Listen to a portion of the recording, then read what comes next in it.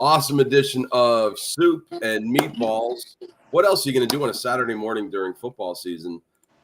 I'm the meatball guy over here. Hey, the soup guy. What's going on, man? Not much. I'm the bagel guy today. I showed Thunderstorms abound, so you get bagels. Well, it wasn't raining when I was out for the bagel. The weather accommodated my bagel habit. Well, that's good. That's good. I ate a Rice Krispie treat. Breakfast of Champions. That's it doesn't feel like the Breakfast of Champions. I'm getting dings here. Oh, there's my buddy Josh. No, I got something like I can feel sore throat coming. You can tell it's the first couple weeks of school and all the little micro germs running around. Derek's sniffly. Maria, student of the week, though. Oh, so, shout out to Maria for the first student of the week at her elementary school. So she got a certificate. She was all pumped. Is she third grade? Second grade. Second grade. It's so much harder to get student of the week in second grade than it is in third grade. They just give it away to everybody. So you said she got a certificate? Was it like a fancy certificate? Did you do anything else for her when she got home? Did she get like ice cream or something like that? Well, it was yesterday. So here's the deal. Derek is in the marching band, so he goes to the football game on Friday night, and it was an away game. So his report time, he's part of the leadership team that packs the truck, which is another really cool thing that, they trust him with, other people's instruments. Yeah. So I picked her up from school. She gets out at 3:30. Derek had to be back at the school before 4:00. So I got Maria home really just in time to get Derek to take him back to the school. And then I got on the road to go see the football game myself. Jen took Maria to her carnival, and I'm sure ice cream was purchased at the carnival. Okay, that's the important thing. That ice cream was had. Well, I don't know if I don't know for a fact. I'll need closure on this anecdote. Yeah, I mean, she's just waking up right now, so I can. Well, she missed the opening. She did. Oh my goodness. Hang on for once. So the opening, because we're fighting your potential thunderstorms, I forgot to let everybody know that we're doing this. So while I'm attacking the let's see, what are we talking about today? Stuff. What aren't we talking about? Busy week.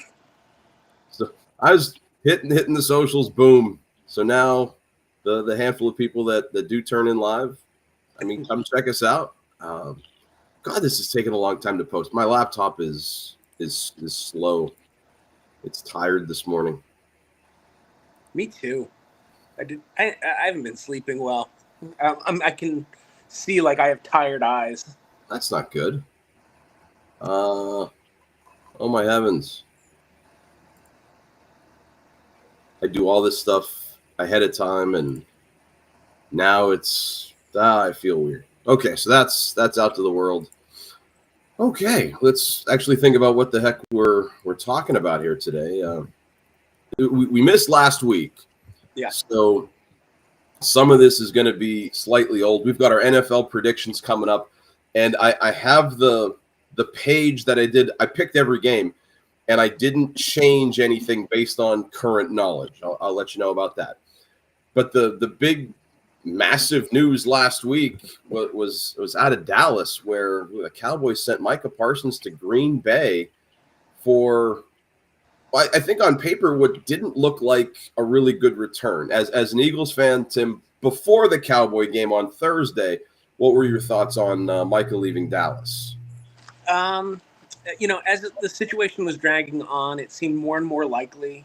I know Adam Schefter and the different ESPN NFL guys were, the more they were saying it seemed like a resolution was coming quickly. It seemed like, well, it doesn't seem like Jerry Jones or Micah are going to give in on an extension. So I kind of got the feeling he was going to be leaving town. I didn't think he was going to get traded, though. Like, I honestly thought he was going to put in his 9-game minimum, 10-game minimum, and then leave as a free agent. The trade really it shocked me. I don't know. When there were, like, 2-3 weeks ago, when you were seeing reports about, like, the Packers were offering this, the Seahawks were offering that. How do you trade him to the Packers? Well, you're fighting in the like a playoff spot against. Like, you're going to send him there. I mean, there were reports that Howie Roseman was calling Jerry Jones to be like, hey, which, I mean, that's a grade A set of onions right there. Call Dallas and say, what are they going to say? No, the worst they can say is no. Right. And I don't know what would you have sent him? Like a similar package in Jalen Carter? Well, we'll get to Jalen Carter. Yeah. We'll get there. This will be the episode where we talk the most about spit. I don't know what the Eagles would have sent, but also Howie Roseman has a reputation for swinging just miraculous. Like, I still can't believe he got A.J. Brown out of Tennessee for what he got. So I wasn't surprised that Micah left. I'm not surprised he's in Green Bay. I think the real question now is how much is he going to play? How's his back? How's that L4, L5 situation now? Yeah. I would assume he would have had to pass a physical to complete the trade. I think that's got to be a thing, right? Yeah. I know, even like to go back to the A.J. Brown situation, it was on draft night. It was a quick turnaround to, come to agreement on what the Eagles were going to send Tennessee, but also I just heard a story recently where when the Patriots got Randy Moss, they had to rush him in for an emergency physical to make sure he was as healthy as he said. And I'm sure the NFL has doctors that are like on staff, like, oh yeah, he's good. They're not like you and I when we go get our physical, we have to wait, a week for blood test results. Actually, my blood test results are pretty quick now. I mean, but in the day it used to be like you had to wait a little while. Now, you can probably figure this out pretty quickly. What gets me about this trade, this situation, what Dallas gets in return, you have to expect Green Bay is going to be a contender for the playoffs. So you're not getting a top 10 draft pick here for the next 2 years. Kenny Carter he's a nice defensive lineman. He's a better run defender than he is a pass rusher, and so he's not a sexy edge guy like Mike Parsons is. I don't know overall if Green Bay's defense, and Green Bay was a top 6 defense last year, and bringing Micah Parsons in, you would think makes it better, but you lose Carter on the D-line, and Micah Parsons historically is not good against the run. I don't know if Green Bay's defense takes a micro step back while taking a half a micro step forward pass rushing, if that makes sense. The funniest thing for me was to hear Jerry Jones trying to spin it, where he was like, we just got a lot better. We were prioritizing the run defense. It's like, then why didn't you make this deal in March? When you could have really, really, that's the thing with Jerry though. And it happened last year with Prescott and Lamb. He wants the attention more than anything. And I asked you earlier this week if you had watched any of the America's Team documentary on Netflix, because now that Maria has dance, if I go to dance with her, I have to sit in the waiting room and I just get on my phone and I watch Netflix for a little while. And I watched the first episode, and it was all Jerry Jones, 100%. The oil guy from Arkansas buying the team and firing Landry. And I honestly think that might have been the only way that documentary got greenlit by Dallas. It's like, all right, as long as I get one episode all about me, that's how I feel about them. I forget who it was who said, if God came to Jerry Jones and said, I will let you win the next 5 Super Bowls, but you can't have a press conference the entire time, Jerry Jones would not take the deal. And that feels very true. The man loves a camera. The baseball comp would obviously be George Steinbrenner, but I think if same deal applies, I think Steinbrenner might have taken that deal. Yeah. Steinbrenner, as much as I disliked him, his awfulness manifested out of his desire to win. Yeah, I mean, I think Jerry wants to win, but I think Jerry wants to be the reason they win. Hence Jimmy Johnson leaving town, and I think that's the part of the documentary I'm on now. They're just about to win their first Super Bowl against the Bills. Like I'm on episode 3. Running his buddy, because they talk about him hiring his friend from Arkansas. Yeah. Running him out of town. So the whole situation with Prescott and Lamb going to the last possible minute to keep Dallas in that. Listen, Dallas is a big market. They're going to be in the headlines anyway. You don't have to manifest this stuff. You're not like the Oklahoma City Thunder over here. Like, we just won the title. Please talk about us. Like, you're the Dallas Cowboys. They're one of the most recognizable brands in sports. Even when they're bad, people come out to watch them. People talk about them. You don't need the peripheral drama, and yet it seems like there is always peripheral drama. And so there it is. And on the other end of the Dallas world is the rest of the NFC East and dealing with how the structure goes now. I mean, I went out into Facebook the other day, and our buddy Tony Kapuscinski has his NFL predictions, and he picked the Washington Commanders to win the NFC East, primarily because there hasn't been a repeat winner in the last 20 years. Right. And I guess that they're a sexy pick if you're not going to pick Philly. Dallas is possibly down with New York, maybe even below New York. I don't know. But Philadelphia opened with Dallas on Thursday amid a lot of fanfare, as it should be for a Super Bowl champion. Let's get that straight. You deserve every bit of Thursday night hoopla, even if I think it's a little bit over the top, no matter who it is. Oh, it's very over the top. But I was hoping that I made it back home in time to see the Boyz II Men national anthem, because I like Boyz II Men, and they did okay. It was fine. They were national anthem. They got a little pitchy at times when the Rockets hit the red glare, but yeah, that's a tough note. I'm not hitting. So it's a tough note whether you're a boy or a man. Yeah. So I mean, good for them. All of the fireworks and all that stuff, and then we kicked off. Yeah, and then in the span of 30 seconds, you have special teams fullback, who I thought looked like Ray Liotta from Goodfellas. Yeah, and you could see on his face as soon as it happened. It's the patellar tendon in his, I believe, his left knee. Done for the season. Yeah, and he was not happy. Rightfully so. And then obviously, everyone knows what happened after that. How dumb do you have to be? Now, and I told you, this is why Jalen Carter wasn't picked number 1. And a lot of Bears fans, a lot of the Bears groups that I see on Facebook are like, last year it was all about how dumb Ryan Poles was for trading out and not taking Jalen Carter. Well, now it's, yay Poles, he didn't take this guy. Like, fans are idiots.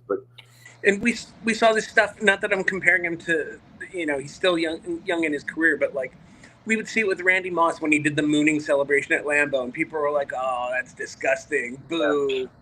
Oh, I didn't mind that as much. My first thought was Ndamukong Suh, like the guy who step on your hand or like that. That's stuff. I went back to Bill Romanowski spitting in J.J. Stokes' face. I remember that. Yeah, I'm curious, since obviously I have a rooting interest here and you're more impartial. What's your take on what happened? Well, so I've seen some of the videos of it, and the magic bullet, did Dak spit first or something? Right. I don't know. I don't think he spit at Jalen Carter. If he did, I mean, I played baseball for a lot of years. I played football for a couple of years. When I'm out running, I spit a lot. Yeah, same. Out or out, and I still do. Like, I'll hawk up some. I told you I'm getting sick. So I just do. I'm a gross human being. I wouldn't spit at another person though. I didn't even realize this, but I read a couple threads that are like, that's assault. That's like not maybe not felonious, but at least misdemeanorish. I'm like, I guess it is, kind of, sort of. I mean, not to get too graphic, but it is inflicting a bodily fluid on another person. Oh no, exactly. If you were to urinate on someone, you'd face charges. I go back in my head to high school football, and after practice, but that wasn't anything nearly like this, I don't think. But yeah, the NFL has to step in. Obviously, he's going to get a big fine. It's whether or not he gets suspended for another game is the big thing. And Philadelphia travels to Kansas City next week. So, I mean, the conspiracy theorist of me with the refs in the league trying to help Kansas City, obviously he's going to miss next week. But in all seriousness, he might, and it might be deserved as well. Yeah, it seems like a lot of the speculation from what I'm seeing from Philly beat writers is they don't think he's going to face league suspension, and they don't think he's going to face team discipline, other than, whatever fine, whether league or team imposed, he's going to have to pay. Can we get the fine sent to the Video Game Clubs of America? Like that, because the fines go to charities, right? Like we got to get I got to figure out how to get VGC as part of that, and then root for all the uniform violations and all the other stuff that we can get some money from this stuff. Well, shoot an email to the league office, see if you can get some of that. I'll see if Roger Goodell will Zoom with us. See about that. But Philadelphia gets a big win, so you guys are 1-0. I said we're going to talk predictions here in a little bit. I did pick Philadelphia to win this game, so yay me. Big game for the Bears on Monday as the Minnesota Vikings come to town, and we're going to talk about our team's divisions here in a little bit. That's such a must-win because I'm pretty sure tomorrow – is it tomorrow? September 7th? The book was coming out that talks about Caleb Williams didn't want to be a Bear. Yeah. So, that's going to be in the news, and the Bears need to win on Monday because then they have Detroit. So they have a really tough opening. But I'm excited to see what Ben Johnson does with the offense. I am hopefully optimistic that the next time we do our show, the Bears will be 1-0, and I'll have some good thoughts about, Caleb Williams didn't get sacked and we ran for 130 yards or something because the Bears improved their offensive line exponentially, which by all stats, look at that. We're going to talk about offensive line here. Before we get to our final NFL predictions, we've been ranking every position throughout. I think we missed kicker, but I don't care because they're but the big guys in the middle, they're important. So them our top three offensive linemen. I don't know if you're getting any feedback on your end. Yeah, I am getting a little. It's like you're talking through a coffee can. Okay. I don't have my headsets with me, so it's better now. Oh, cool. Then whatever I did, I fixed it. I did nothing. Tech whiz. But my producer taking care of it. So, what I did for offensive line, I picked one center, one guard, and one tackle. Okay. Who I thought I would like on my offensive line, and like my number one guy, it shouldn't be a surprise when we drafted a team. I picked this guy number one overall because I think he's the best center in the league. Creed Humphrey from Kansas City. He is the most productive offensive lineman in the league. He's got a football WAR of 2.05, which is the highest among any offensive lineman. Man in the middle, give me Creed Humphrey. He's my number one too. There you go. So yeah, and look, the Chiefs get a lot of exposure just because of how good they've been for the last 5 to 7, 8 years, whatever. Rightfully so.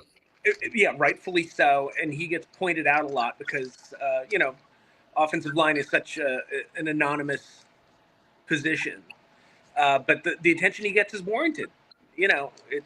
He's just very, very good. All pro for the last couple of years, and with no signs of slowing down. So, who was two for you? I went with the homer pick. I went with Lane Johnson. Yeah, future Hall of Famer, former JUCO quarterback Lane Johnson. JUCO quarterback? Yeah, when he was coming out of high school, he thought he was going to be a quarterback, and they were like, "Bud, So then he bulked up, played JUCO, and then ended up at Oklahoma. Who was that guy for Kentucky that ended up with the Giants? Lorenzen? Or? Jared Lorenzen, the hefty lefty.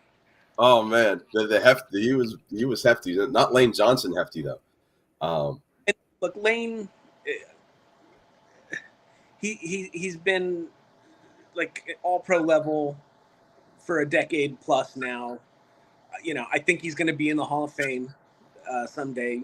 2 rings now, all the all pros. He's as good as it gets at tackle. Absolutely fair. So my tackle, I took the guy from Tampa Bay because I wanted to say his name, Wirfs. Tristan Wirfs last year. Get this, 0 sacks. Did not allow a sack all year. Plus, his pressure percentage was 1.9%. Imagine that for as much as an NFL team passes, and Baker Mayfield had a big year. Yeah, I was going to say Tampa threw a lot last year. There was pressure coming from Wirfs' side, so he was the tackle I took. Yeah, and he was like kind of in my others list. But with my third pick, I took another tackle. I went Trent Williams. Okay, I love Trent Williams is great. He's getting up there in age though. And got injuries with him. Right. Yeah. He's another one I kind of grandfathered in a little bit. For a career, yeah, forget about it. Absolutely. He'd be an easy top 3 pick. Oh, and what's his name in Detroit? Sewell. Penei Sewell. Yeah. He made my my other list. Yeah, he made my other list too. I think he's one of the best run blockers in the league. His passing, his pass blocking is, not as good as Wirfs, obviously, but whose is. I think I drafted Penei Sewell when we picked who we were going to start our team with. So, yeah, absolutely. I thought you might have gone with Jordan Mailata as well. Well, I didn't want to take 2 Eagles. I'll tell you someone else who I almost took. Because when we were talking about people we would start a team with last year, I took Joe Alt. Yeah. And I think, he's at the beginning of a great career. I don't think he's quite at this level yet to be a top 3 guy. But he looked very good last night. Super Meatballs show number 200, maybe. We'll see. Yeah. So keep it up, Joe Alt. Yeah, the guard I took, I went Homer as well because, the Bears signed him and brought him in to try to help protect Caleb Williams. The Chiefs had moved him over to tackle last year. He didn't play as well. His natural position is guard. So I took Joe Tooney because I needed a guard. And I wanted a Bear because, I wanted one and I took one. So what are you going to do? And it's our show. So. It's our show, so we do whatever we want.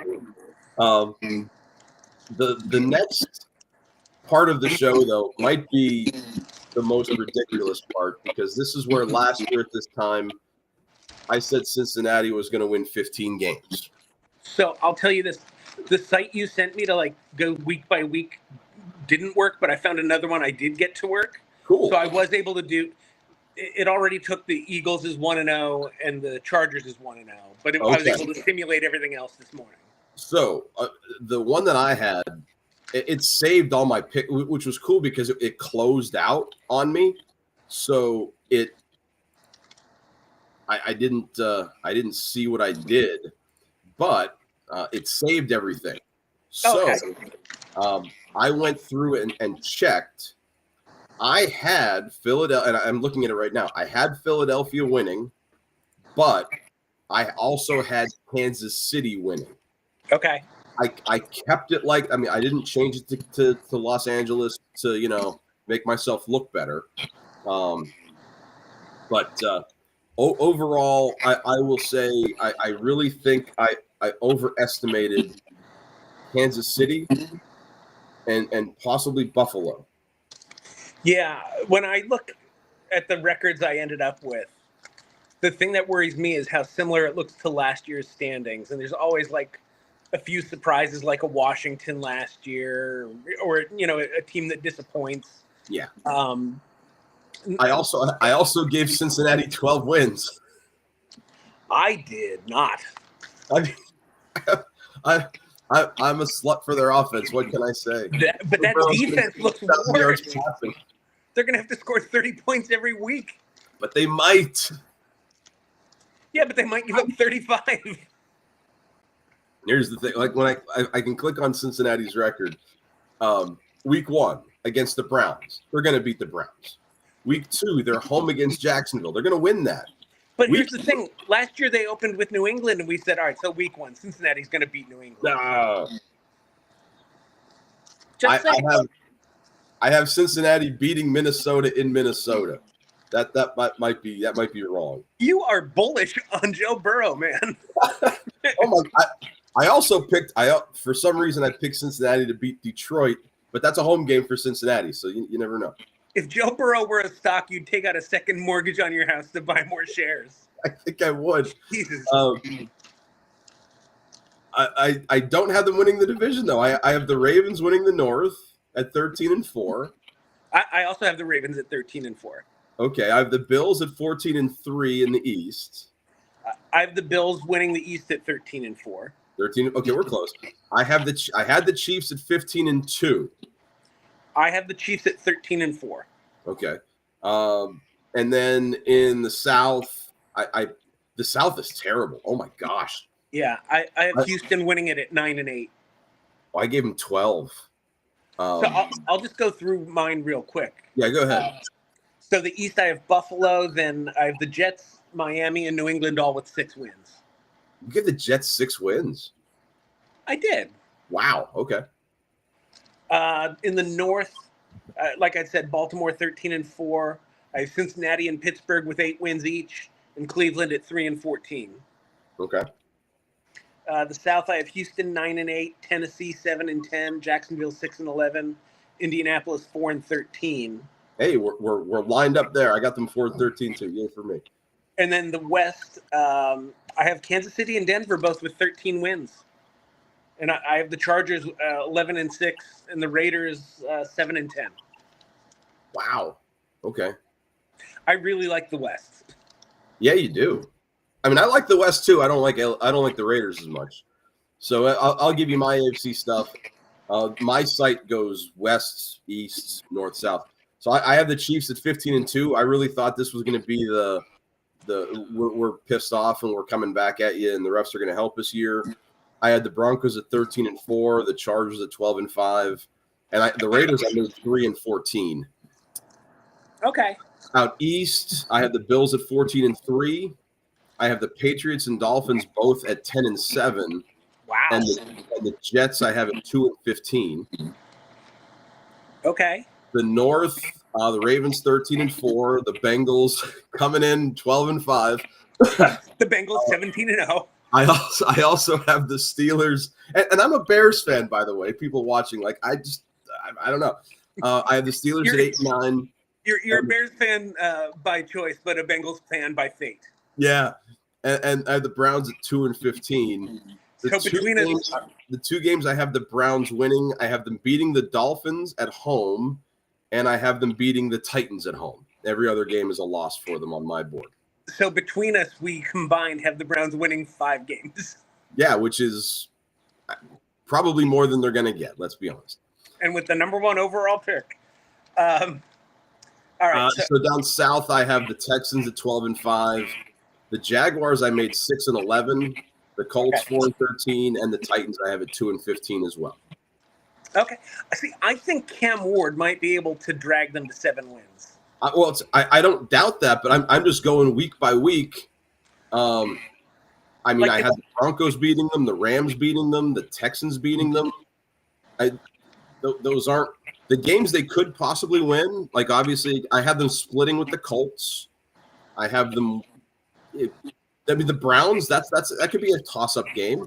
I had them sweeping the Jags and the Colts, and then picking up 3 others. I think that's reasonable. In a division that bad, I think they can win 7.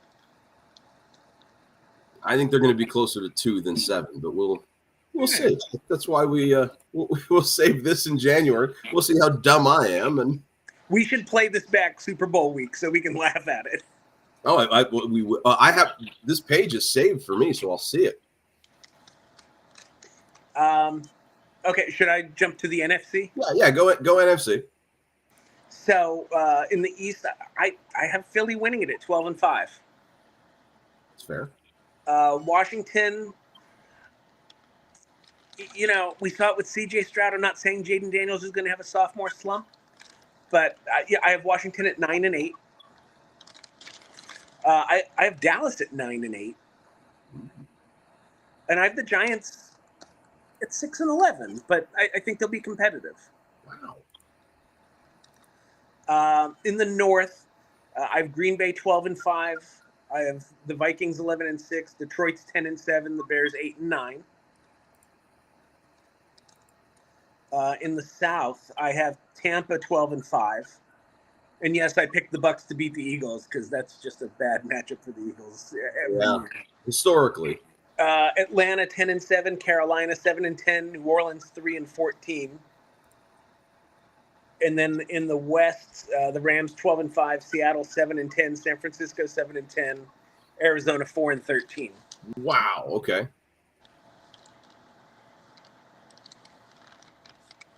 Who did you have in the NFC? I hit the wrong button, and I'm trying to get my thing back. Okay, so in the East, and again, this is me just picking week by week, and I feel really bad about this. I wasn't trying to. I didn't look at the records as I was going along. I was just taking it like Eagles, Lions. I have the Giants at 1-16. Oh, and I don't think they're going to be that bad. They have quite possibly the best defensive line in football, and Malik Neighbors, and I think Jackson Dart's going to be starting there before the leaves change. Who did I have them beating? I had them winning on the road against the Raiders. But, I mean, let's see. Winnable games on their schedule. I mean, at the Saints, that's winnable. Their home games against, their home games they have the Vikings at home. They've got the Cowboys at home. Those are winnable, I guess. I don't see them beating the Packers or the Niners or the Eagles at home. I don't see them beating the Chiefs at home. I don't see them beating the Chargers at home. Yeah, I don't see them going to Detroit and winning. I had them losing to New England on the road. I mean, that could be a toss-up game, maybe. I don't know. But so I have them at 1-16. I had the Cowboys at 6-11. Okay. And this was before the Micah Parsons trade. I had not the Redskins. Gosh, I'm old. The Washington Football Commanders at 11-6, and the Eagles at 14-3. All right, go Birds. So in the West, I had a tie. I had the Rams and the 49ers at 13-4. But this website gave the Rams the tiebreaker, so the Rams win the division. And that was before the Christian McCaffrey injury news. Yeah. It was. Did he get hurt again? So he's he might not play in the opener. He might still be dealing with lingering injury issues. Okay. I had them winning the opener against Seattle, but I mean they can still win. They can still beat Seattle. I had Seattle at 6-11, and I had the Cardinals at 4-13. So we're pretty close there. You're a bit more optimistic about the Niners than I am. I did. It's the whole easiest schedule thing, right? And again, so when you go week by week, like I see the Niners versus the Jaguars and the Falcons and the Cardinals and the Panthers and the Browns. It's hard not to say, yeah, they're going to win. So I'll go south first here. I have the Buccaneers winning the division again, 11-6. The Falcons at 8-9.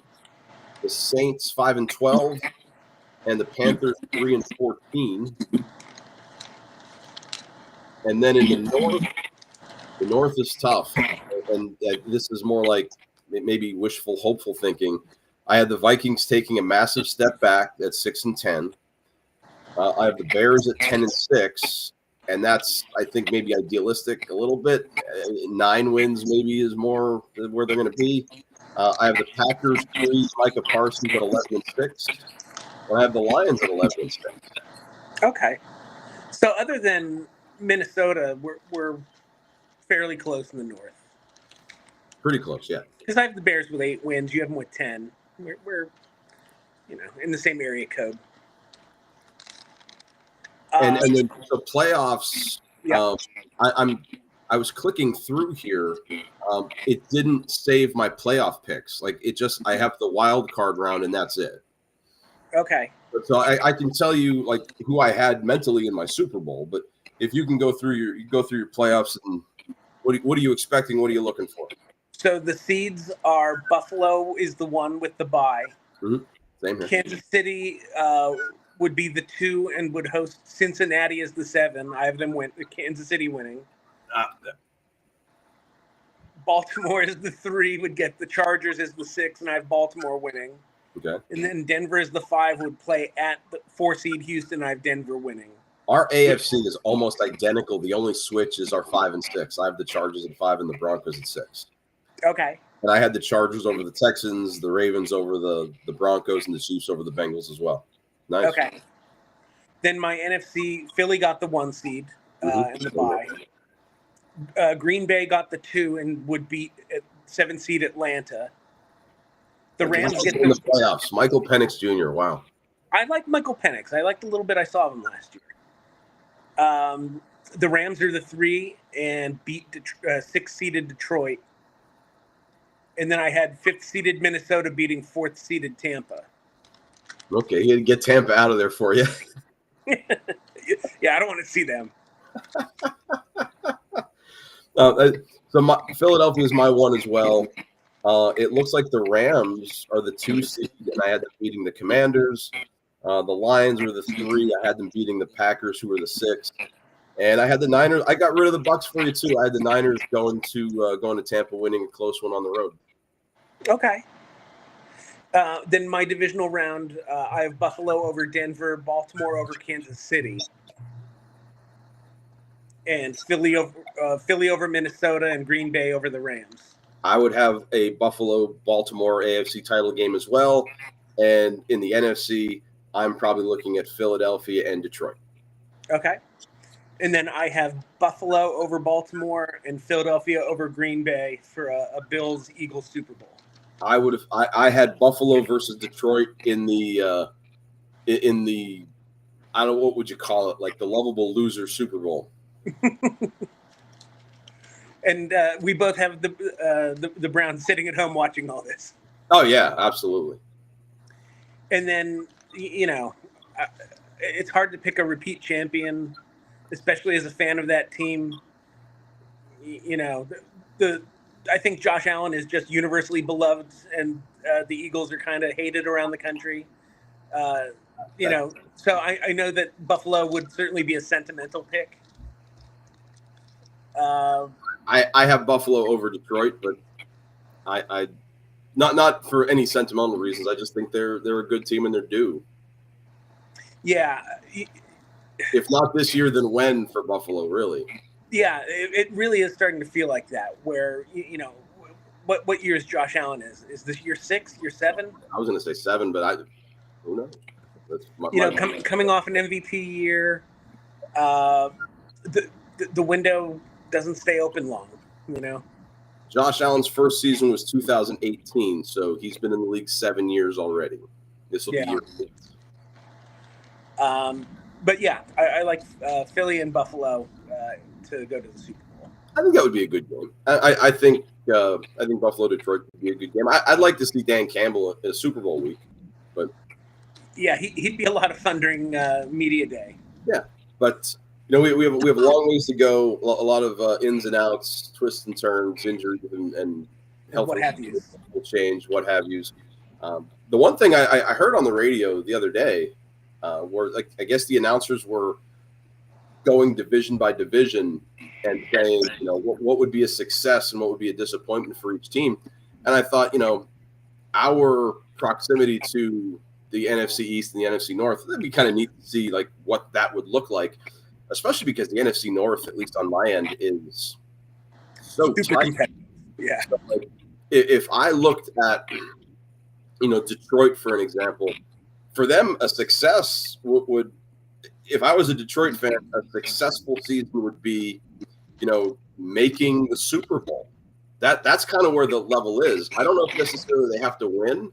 if they could just get that 0 out of the Super Bowl appearance column, you know, you could temper expectations based on who they're playing, because I think the AFC is stronger. But I mean, you're a 15-2 team without it, and yeah, I get you lost your coordinators and stuff, but they're still a really good team. Disappointment on their end. I think you see the offense regress out of the top 5 for the offense, and they have a situation where they lose the division. That would be disappointing in Detroit. Yeah. Yeah, you know, you could see a scenario where Jared Goff maybe regresses under a new coordinator or whatever. They're not on the same page. You know, Green Bay, for me, success would be winning the division. And I think after the Micah Parsons trade, a defense that was top 6 last year, success is they get better, and maybe they win a playoff game. I don't think they're really Super Bowl or bust in Green Bay yet. But winning a playoff game would be a successful season. Disappointment, Parsons back, gives out. He doesn't play well. The run defense causes Green Bay to lose more of the close games that they won last year and then miss the playoffs. That would be a disappointment for Green Bay. Yeah, or you know, a scenario where Jordan Love stops taking care of the ball as well as he did the last half of last regular season. You know, a lot of these are going to be based on, you know, quarterback regression. Speaking of quarterback regression, Minnesota, the success there is J.J. McCarthy's year off didn't hurt his development at all. The year off helps him, and he comes in, and Minnesota doesn't skip the beat offensively and competes for the division. At the very least, make the playoffs. I think they'd love a playoff win, but just getting McCarthy to the postseason would be a success to start that era. Disappointment, McCarthy doesn't play well early. The Vikings lose a couple division games and miss out on the playoff entirely. That would be a very disappointing season in Minnesota. Yeah, you know, you look at what Sam Darnold gave them last year, and you wonder if McCarthy in year one can, you know, approach that kind of production. That's going to be the big question for them. Yeah, and finally, my team, the Bears, honestly, for me, a successful season would be stepping in the right direction and getting above 500. I would love to make the playoffs. With the schedule as hard as it is, I think a successful season is you win 9 games, Caleb Williams progresses, possibly becomes the first 4,000-yard passer for the Bears, the sacks decrease, and his efficiency increases. The disappointment would be if Caleb Williams struggles offensively and he forces ball, throws interceptions, the offensive line doesn't gel, and the Bears win 5 or 6 games again. And I have to listen to Chris Canty on Sportsmanlike talk about how bad the Bears are. And also, if Williams struggles, then you start to hear the echoes of, like, do we draft a quarterback and start over? That. Yeah, you know, going to the East, Washington, best case scenario, they keep that trend going. You know, no repeat winners in the division since 2004. Washington, you know, finds a way to get over the hump. You know, Jaden Daniels keeps growing as an all-pro level quarterback in year 2. You know, they got Scary Terry back as his main target. Yep. You know, and you know, maybe they come out and they win 12, 13 games. You know, that would be, I think, a best case scenario for them. I think after making the NFC title game, that I think changes expectations a little bit, maybe unrealistically. I don't know if Washington's a Super Bowl or bust team, but I think for some fans in media, some fans in media are already saying Jaden Daniels is the best quarterback in the NFC, and that means it's almost Super Bowl or bust. Yeah, and that's kind of where I go with the worst case, where, you know, Jaden Daniels instead goes the C.J. Stroud route, where, you know, people expect him to put up huge numbers and he struggles. You know, some of the games that they won last year that were close that they pulled out, now they're not winning those games. You know, suddenly, you know, it's December and they only have 6 wins, and they're thinking, well, you know, the North is sending 3 teams to the playoffs, and maybe we missed the playoffs in Jaden Daniels year 2. I think that's a worst case. Off season to work on it, so it's not like week to week where you only have a couple days. You've got a whole off season of film to watch this guy, so you're not so streaming him. His second year struggle might happen. So you're right. Best case for Dallas would be that, look, Dak looked really good Thursday. Dak continues to play like that, and he goes back to the Dak pre-injury where he is an MVP runner-up. CD and Pickens become a really tough 1-2 punch in the passing game. Dak throws for something like 4,500 yards. The defense is kind of up and down, but the defense looked good in the second half against the Eagles, and they have a good enough offense to maybe win 9 or 10 games. I think that's best case. 10's the ceiling? I think so. That's fair. Worst case would be that the 0-1 start, and then, if they have a losing record into October, there's dissension in the locker room about the Micah situation and how it was handled, and players start to wonder if management is committed to winning, and maybe it becomes the kind of circus it can sometimes be under Jerry, like we said, and Pickens becomes a problem. He thinks CD's being targeted too much, and why aren't I getting the ball? And Dallas does like a 5 or 6 win season. None of it is a stretch to the imagination either. For the Giants, I think what you outlined is the worst case scenario. Just like a 1 in 16. 1 in 16 is pretty bad. It wouldn't be the top pick in the draft, though. And you look at that quarterback room where you have Russell Wilson, you have Jameis Winston. When does Jackson Dart start eventually? What's that? When does Jackson Dart start eventually? Because I think it happens this season. Right. So worst case would be like they're 0-5 by October. Fans are calling for Jackson Dart. The organization says, all right, we're going to start him, and he doesn't perform. Yeah. And then suddenly people are like, oh, now we want Jameis, or we want Russell back. And they just keep shuffling in quarterbacks the way Cleveland has kind of done in the last few years. I have Malik Neighbors on my fantasy team. As long as he puts up numbers, I don't care who's throwing him the ball. And the same way with Pickens, with no consistency at quarterback, Malik Neighbors starts to become disgruntled. He talks about how he wants to leave New York. And they do only win 1, 2, 3 games. I think that's a worst case scenario. Best case is... I think you outlined the best case in your prediction. Yeah, I think what's more likely is Wilson steers the ship capably. Not necessarily winning games, but they're not getting blown out. To the point then where maybe in October they're 2-4 or something like that. And then they have Jackson Dart come in. 2-4 is the best case. In October. But what I'm saying is then Jackson Dart comes in and he performs the way people hope he will. And so they win, 5, 6, 7 games, still get like a decent draft pick, but don't sniff a playoff spot. So the first 5 games that you're talking about, or the first 6 games you're talking about, on the road at Washington, on the road at Dallas, home against the Chiefs and the Chargers, on the road against the Saints, and home against the Eagles. Yeah, wins I think they can possibly get at Dallas and at the Saints. Which weird is the home games I don't think they're winning. Yeah, that's pretty brutal. And they follow that 6 with at Denver, at Philadelphia, home against the Niners. That's a tough stretch, man. It is.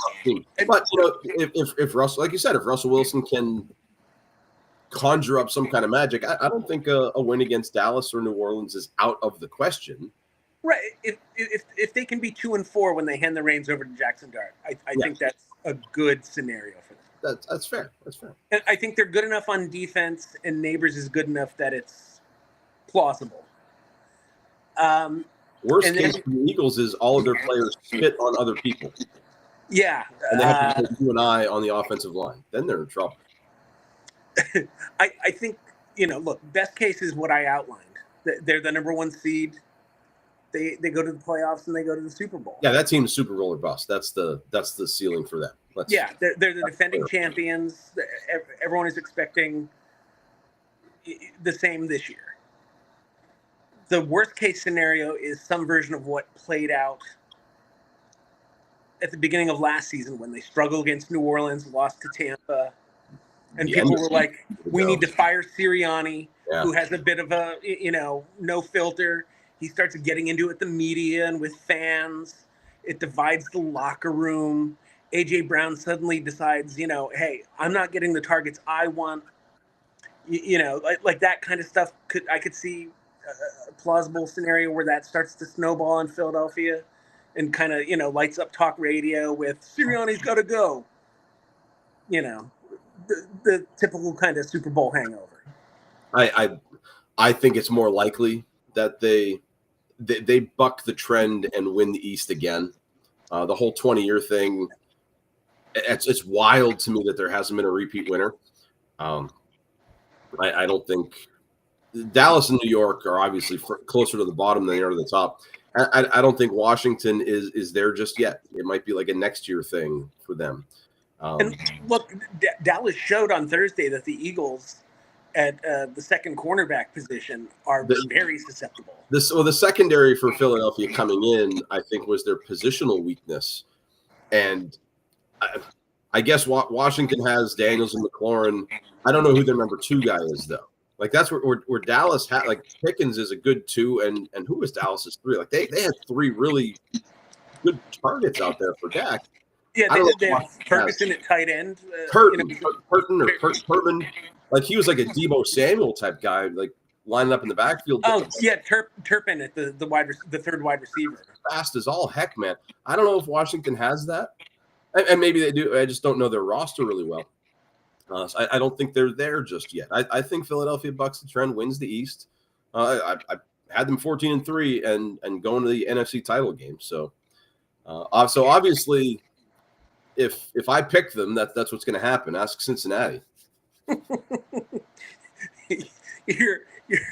your future undefeated Super Bowl champion Cincinnati Bengals. 18-0 in the regular season, baby. They win the bye. That's right. So we're going to switch from pro to college. And honestly, Tim, this was going to be a quick hitter. It was. But then I did some additional research today, and I thought it was deserving of a main event spot here in the show. I don't know if you saw, but Penn State announced yesterday that it was signing a 10-year deal with Adidas, so that Adidas is the official athletic department apparel partner. Penn State's been a Nike school in 1993. Yeah. The deal with Adidas, 10 years, reportedly $300 million. And I'm breaking up here, so like I want this to be like $300 million. To give you an idea of a comparison, Michigan's deal with Nike is close to $170 million. So, what are your thoughts on this, first of all? Well, I didn't read much on this last night. I was watching the terrible YouTube broadcast with Mr. Chiefs and Chargers, but Penn State kind of felt like they were becoming like the unwanted stepchild that Nike was favoring, other programs, and so Penn State started shopping around for better deals. I think I'm curious. Like, has anyone analyzed why this is particularly like as lucrative as it is? I don't know. So I asked around because I don't follow Penn State football much, except for when Big Ten play starts. So I decided I'm going to go. I'm going to do primary research. I know some Penn State fans, so I texted Roseanne and I said, "Can you ask Ron, your husband? Can you say, what'd you think?" And she called, and just right before the show started, she told me that despite she has no affiliations, but she likes the move because any move away from Nike is good because of how Nike allegedly treats women and women athletes. And I thought she was going to go like how Nike treats their workers, but that's any corporation. That's another story for another day. So she was happy that Nike lost them because of that. Ron didn't care at first. I don't think he even knew And then I told him how much the deal was for, and he yelled out, "Holy cow!" Because holy cow. What's the issue with how Nike? I'm unaware of. Is it pay disparity? Well, it was no. She sent me an article here, and we will look right into it. A few years ago, how women athletes are leaving mega brands like Nike. For some women athletes, eschewing contracts in favor. I don't want that pop up.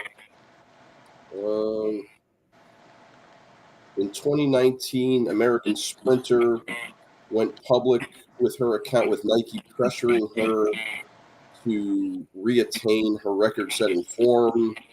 Nike was only willing to pay Felix 30% of her rate before she got pregnant. Simone Biles had an issue. So, I mean, it feels like pay disparity. But I also saw, I did some other stuff like, how does Nike treat women? And they have a whole division set up for it. I mean, I think that if you remember the movie What Women Want. Oh, the Mel Gibson movie.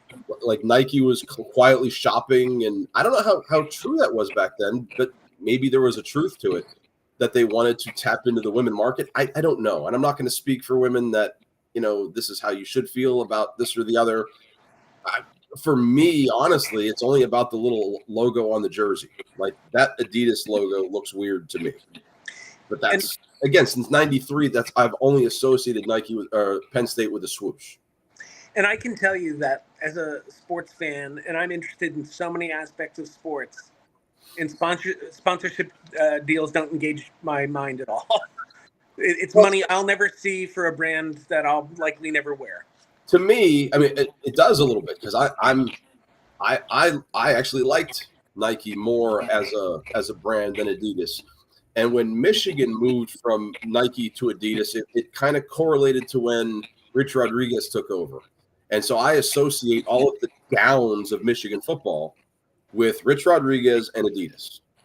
And when they went back to Nike and the whole Jumpman thing, like they were a Jumpman school. That's like it's part of the elitist Michigan fan in me. Like, yeah, we're Michigan and North Carolina, for obvious reasons, are the only schools that can do this.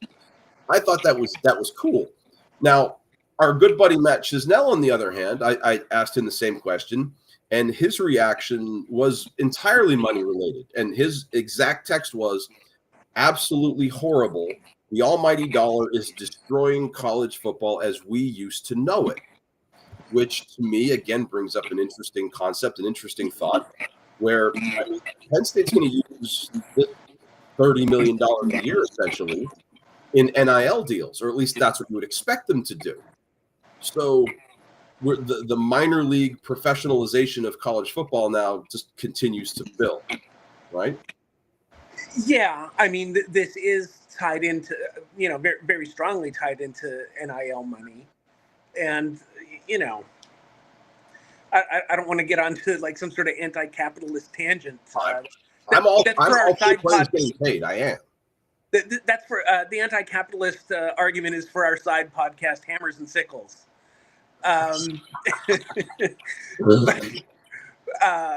But I'm all for the athletes getting paid and compensated for what they're doing on the field and their image and their likeness.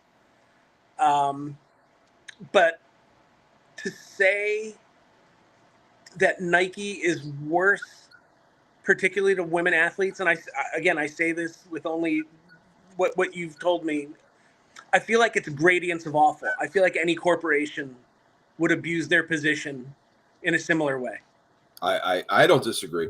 Finally, I don't think Nike is unique in their awfulness. I'll give you one more viewpoint because his viewpoint aligns with what you said the closest. I have a fraternity brother named Tony who is maybe the biggest Penn State fan I know, and he goes to more games than I think some of our other Penn State fan friends. So he's got his pulse on the fandom, I think, more than anybody. So if I have a Penn State question, I go to him. And his response was that he was disappointed that Nike had stalled negotiations, and he didn't know why that Nike would not want to build a more lucrative model at Penn State, which that mentality to me, living here in Pennsylvania, understanding what a brand Penn State is, especially here in the Commonwealth, I don't disagree with him. I don't know why Nike would have stalled. I also don't know if Nike was going to go 300 million. That seems steep. Yeah, that seems crazy steep. But if you can get it somewhere, if that money's going to come in, I think I don't think it's a bad move by Penn State in that regard. Where you might start to see some dip is like with people like me. I don't necessarily want to buy a Michigan shirt with an Adidas thing on it. I have a Michigan hat with a Jumpman thing on it. I think that looks cooler. You might lose merchandise sales, but at the end of the day, I mean, people are going to buy Penn State stuff because they're Penn State. And how big's the money going to get if Penn State commands $300 million? What's Alabama or Ohio State or Michigan when their deals come up again? I don't know. I mean, it's just like anything. The numbers are going to get crazy stupid until somebody gets $1 billion. So Matt, our buddy Matty is he's not too far off. Money is changing college sports, possibly not for the better at that rate. I know Penn State just spent hundreds of millions of dollars revitalizing, revamping, extending, building, whatever you want to call it, Beaver Stadium. The news stations here around did stories about the structural integrity of it. I was legitimately concerned because when I saw some of where it was and they kind of built it, they didn't rush it, but they built it quickly. That place with 104,000 people jumping and shaking and yelling and vibration, and I had a legitimate concern, but the engineers were like, "No, we're good." So good for them that they made it work. But some of the money's going to go, I bet. I can't let go of the question though. Like, what's the saturation point? Because baseball used to have it was the national pastime for how long, and now World Series games barely draw, like a million viewers. I mean, and ESPN is all but shunned Major League Baseball and said we don't want you on our network anymore. Like, at what point? What's going to be the bridge too far, either in the NFL or college football? Is it going to be money? Is it going to be some sort of moral issue? There has to be a saturation point, and it has to be coming. Yeah, that's an interesting question that I would really have to put a lot of thought into, because I think we're so in the middle right now of football's stranglehold on American culture. I can't see the end. I can't see the finish line. I don't know if there's anything football can do to. There was a time in our media lives, not long before we were born, where the idea of Monday Night Football was considered ridiculous. Yeah. Sunday's already for football. We're going to have another. And now we have Thursday Night Football. There was a game last night. Every day. College football owns Saturdays. Thanksgiving for football, Christmas for football. How much? At what point does the turkey eat so much that it dies?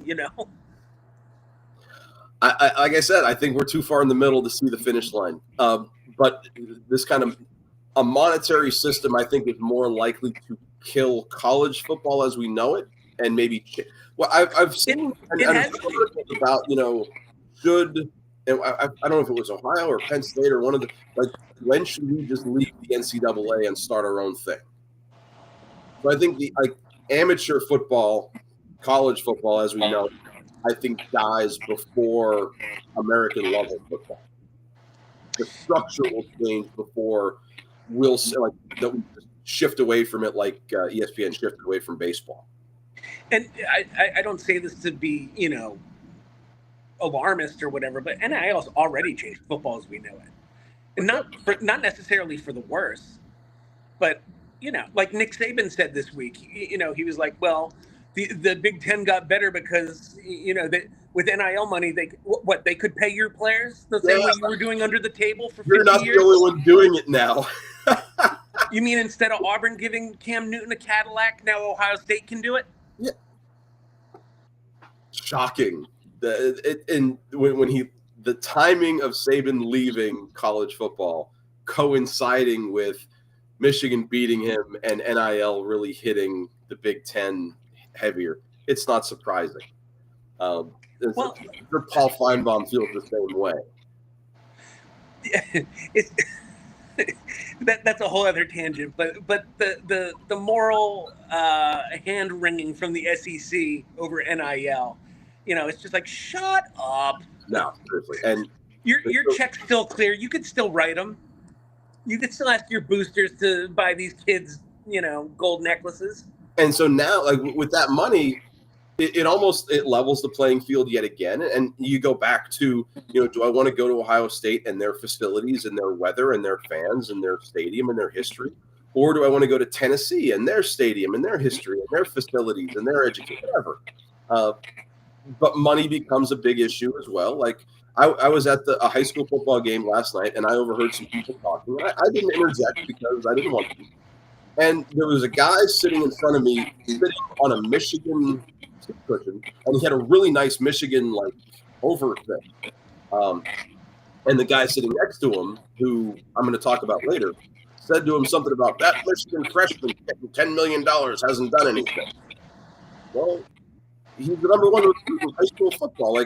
No, he did something. He did something in high school to warrant somebody paying him money. You're worth what somebody's going to give you.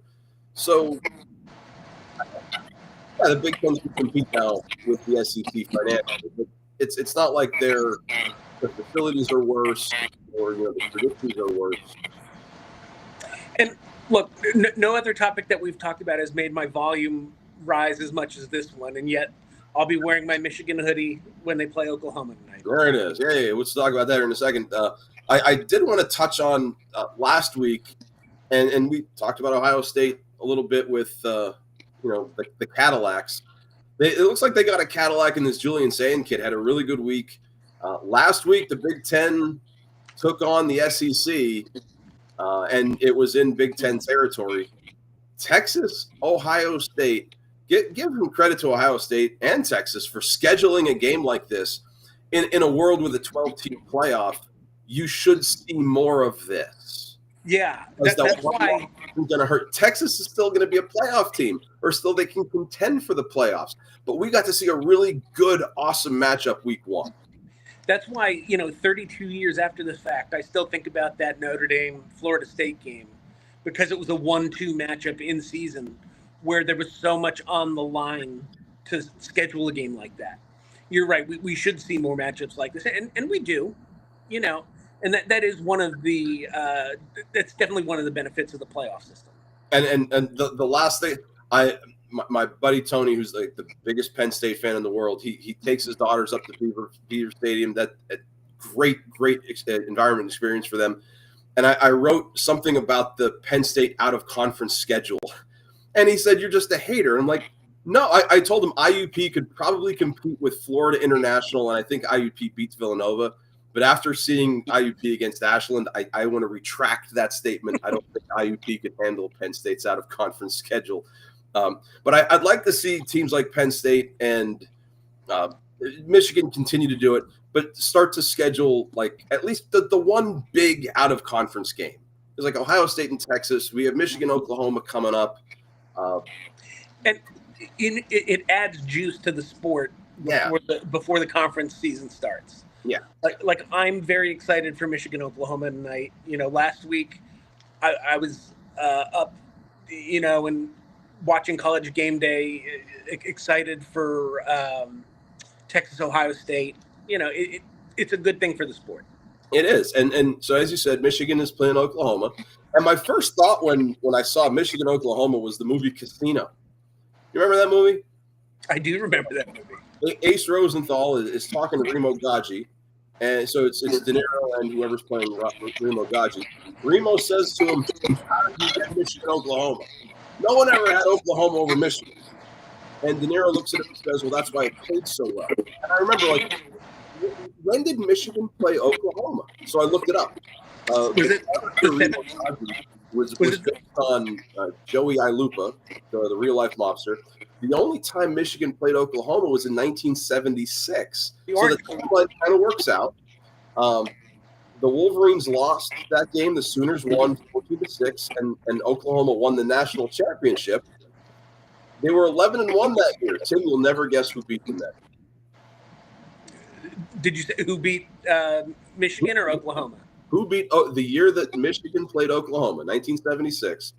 Oklahoma was 11-1. They won the national title. Who was the one team that beat the Sooners?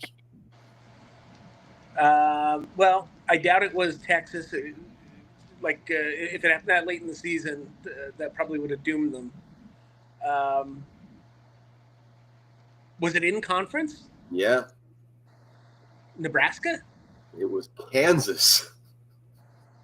Rock Chalk Jayhawk. 7-5 Kansas team knocked off the eventual national champions. So, casino aside, I think there's a lot of questions for Michigan going into this one. And unfortunately, I have to start with the injuries. There's news coming out that the guy who led the team in yards last week, Marlon Klein, the tight end, hurt his ankle in practice. I don't know. He's like either questionable or like a next step below questionable. I don't know if he's been ruled out, but he's severely hurt. And we don't know if Rod Moore, the senior defensive back, might be back. They're not exactly sure about that. But John Manier, or whatever his name is, the quarterback for Oklahoma, looked really, really good against Illinois State. Yeah. Yeah, and Michigan was kind of a mixed bag last week. They ran the ball well. They did. They started strong, and then they just kind of took their foot off the gas a little bit. Yeah. I was afraid they were going to throw the vanilla offense at New Mexico because you have Oklahoma coming up. Now, here's the thing. New Mexico has the former coach of Idaho, or was it Wyoming? Whoever played Oregon really tight last year in week 1. It was basically that same team, the same coach, and about 70 new players went to New Mexico. So Michigan was basically playing the team that played Oregon super close last year. So, I mean, that made me feel a little bit better. I did like the play design on that one touchdown, the direct snap, and then pass into the end zone that New Mexico had. That was a nice little wrinkle. I like throwing weird stuff like that in just from time to time because you know your future opponents are looking at it and it gives them something else to worry about. I think that the biggest question mark, if it's going to be a question mark, how does Bryce Underwood play in his first real road game? Like Norman, Oklahoma it's a big deal. It's a night game. ESPN is there. You're a freshman. You're playing your second college football game. So that's a big spot for him. If he doesn't have his tight end, I wasn't really impressed with our wide receivers, quite honestly. There was some. The expectations are so high, and people were so excited to see what he could do in the opener. And I think the fact that he didn't go out and, throw for 300 yards or run for 150 or whatever people were expecting. Well, I'll tell you what, you say 300 yards. I threw that trivia question at you. I should have saved it for this week. That he was the third Michigan quarterback to throw for 250 plus in his debut game. And like the other two were like, really? Remember who they were? Yeah, well, Navarre was the one. Yeah. And then I threw it because I was throwing out like Wilton Spate. That was Jacob Rudock. That was Jim Harbaugh's first quarterback to transfer. So, I mean, Underwood got himself in pretty good company. It's going to be a tough game in Norman. When we did our look at Michigan, this was one of the games I penciled in as a loss. Me too. But I mean, we're ranked 15th. They're ranked 18th. It should be a close game. It should be a good game. We'll put it that way. And we should be in position to win in the fourth quarter. If we're not, it's disappointing. And this sounds counterintuitive, but if they lose a close game in Norman, that's not the worst thing. No. Like it is a good learning experience. ESPN has Oklahoma as 60% favorites. So That's fair. yeah, we'll see what happens tonight. Now, I will tell you, I have to be completely honest with you. I'm DVRing the game because I'm not going to be able to watch the whole game live. Okay. I'm going to a movie with the family. We're going to see the Hamilton movie. So, Okay, I'll text accordingly then. I'll know not to blow up your phone while you're hang at out the with movies. the wife and kids tonight. So there's that. Hopefully Michigan has a better week than IUP and Bloomsburg did. They played on Thursday, and I had the IUP game on the iPad while I was trying to watch the Eagles game, and I turned it off at halftime. IUP had a 9-0 lead at the half, but then in the second half, defensively just went downhill. They gave up 2 touchdown drives to Ashland, and IUP ended up losing 13-9. Rushing wise, IUP only had 39 yards gained on the ground with 50 yards lost in sacks. So overall, a negative yards rushing. My boy Terrell Williams on the defensive line got 2 tackles, a former player of mine. So, good job, Turtle, I guess. Next week, we've got a cross-division thing going with Lock Haven, and Lock Haven's coming to IUP. So hopefully 1-1 after next week. Bloom, who did Bloom open with? They had they were at Fairmont, West Virginia, yeah. And how did that go? Tough, lost in overtime. I think they made the right 20, calls. right? What's that? Weren't they up 20, you said? No, they were with like 5 minutes left in the first half. I said they'd scored 20, but then they missed the extra point. Okay. They did miss 2 extra points in the game. They lost by 1 in overtime. So. That's tough. But they scored 40 on the road. They had a chance in overtime, and they decided to go for 2, which I think was the right call. You're on the road. I say you go for it. Go for the win. And the offense looked good. KJ Riley threw for like 250 plus. They ran for 150. Obviously, they scored with Fairmont. You'd like to see the defense maybe. It's one of those classic PSAC showdowns where the first one to 6 touchdowns wins. There you go. Who do they got next week? I believe they're at Ashland. Oh, they got Ashland coming up then. Okay. I think so.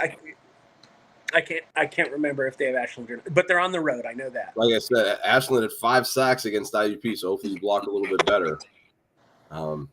Speaking of blocking, we'll go to the high school ranks, and our alma mater, Hazleton area, big win over West Scranton, 40-0.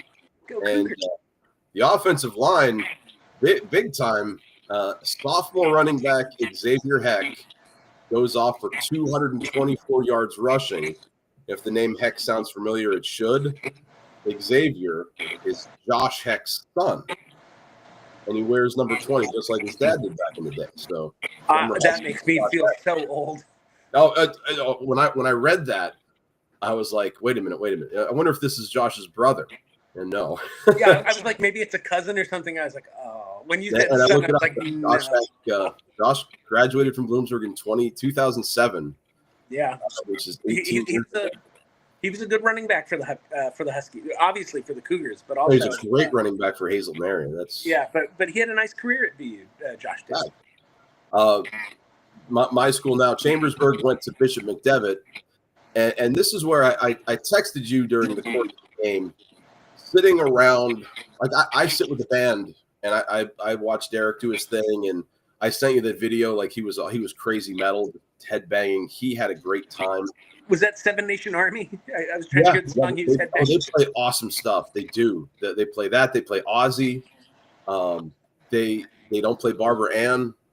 Not saying that would bother anybody, but no, the game was 14-0 Bishop McDevitt before Bishop McDevitt got a first down. And McDevitt's tough. They're defending state champs. You're on the road. I mean, when I was walking into the stadium, the one of the security guys gets all like Secret Service and is like shoving us, get out of the way. The players are coming off. And like, I'm looking at them and they're massive. They are, I'm a pretty big guy comparatively now, size wise. I'm like 235. their smallest guy was bigger than me. And Yeah, they're all like 6'6" and taller. They're taller than you. So, you talk about a program where they have two alum with 10,000 yards in the NFL. Ricky Waters and Shady, yeah, McCoy, that's right. No, and they're big, and so our guys, our offensive line they're doing their thing, they're doing their best, and the fans in front of me are yelling at the Chambersburg coaches. The offensive line needs to block, and like you had written down, like the coach is like, "Oh my gosh, thank you, I didn't know that." Yeah. This swinging gate offensive line scheme is not working. I did. You know what? Hey, Punchy, have we tried blocking? No. Why would we do that? Let's give it a shot. And these guys are yelling at a bunch of high school kids like they know they're supposed to. They're doing what they can against a team that just won the state title last year. Like, I'm just picturing a scenario where the coach calls them all over and he's got a dry erase board and he's like, all right, I've got something here. And then you just see that he writes the word block. like, and then I found myself actually talking to some other fans because they didn't understand that Bishop McDevitt was able to recruit. And they said, well, how do they do that? And I said, well, Bishop McDevitt's a private school and there's tuition involved. And the girl sitting next to me said, yeah, it's $12,000. And I said, I can pretty much guarantee you that everyone down there wearing a gold helmet is not paying $12,000. Yeah, they find some scholarships and some loopholes. There's all kinds of signage around the stadium. They are an official Under Armour school. Get that? Oh, and 300 million? I don't know. I think I might have left it in the car, or I'm going to use it as a bowling thing. When I went into the stadium, they gave me a towel. Like you got like a freebie when you go to the stadium. So I have a Bishop McDevitt towel that, I mean, Ricky Waters bobblehead night. Yeah, kind of. So, I mean, there's a lot of money flowing in there. But when I told them that, they're like, really? How do they do that? I'm like, or how do they play against, teams like us that, we can't do that? I said, yeah, that's a problem in the PIAA. I know you've talked about that a lot, about, private versus public schools. And when I told them they weren't even the best team in the state, I mentioned St. Joseph's Prep. I said, and the one guy said, how would we fare against St. Joseph's Prep? And I'm like, not good. Not good at all. You're seeing some version of how you'd fare. And our kids are, I mean, they're good athletes. They are. The last 2 weeks playing against Gettysburg and Spencer Dauphin East. C to East beat them 50-2 last year. Yeah, I watched the video feed. I was impressed by that game. Chambersburg beat them this year, and Chambersburg was down 21-0, and they came back and they scrapped and they won 26-21. And they could have gotten down on themselves super early. The first play from scrimmage was an 80-yard touchdown run. So it's very easy to hang your heads. These kids aren't like that. And I have a bunch of the kids in class. They were super confident going into this game, and I hope they're super confident going into Harrisburg next week. But Harrisburg's better than Bishop McDevitt. They beat them head to head, and they've got even more Division I talent up there. You talk about Michael Parsons from before. Harrisburg guy, he's the Harrisburg Dauphin High School. That situation was strange. But they've got this massive guy named Kevin Brown going to Penn State on the offensive line. They've got a bunch of skilled players looking to be one as well. And you wipe this off. You as Michael K says, or as John Sterling says, Susan, that's baseball. Guys, that's football. We get another game coming up. We have to get ready for. You can't dwell on this. You try to learn from it and go from there. And maybe, listen to the old man in the stands that, blocking. Now they're not tackling. Do they know they need to tackle? That's, oh my gosh, like the things that we should have known as football coaches.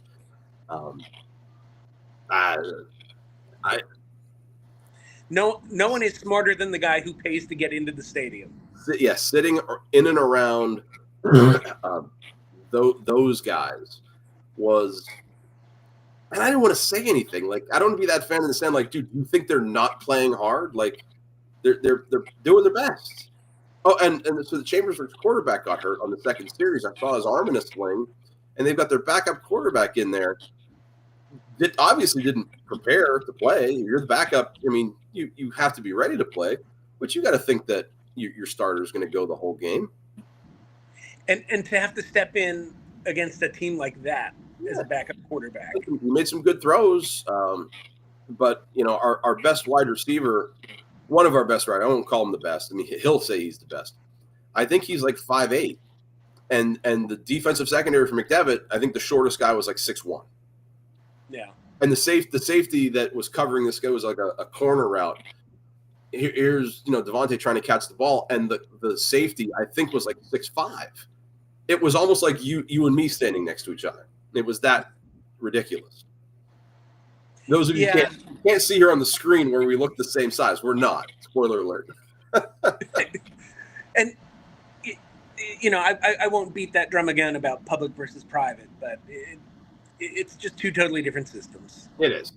But we'll see how Chambersburg and Harrisburg next week. I don't know who Hazel has, but we just did an hour and a half almost on football alone. Can you believe that? I can believe it. It's that time of year. But you know what? It's stretch time in Major League Baseball.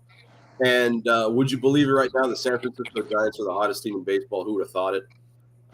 9-1 in their last 10. They won 5 in a row. They're 6 games back of the Dodgers. They've got a long way to go. But I think one of the biggest stories this week in Major League Baseball that was with the Dodgers.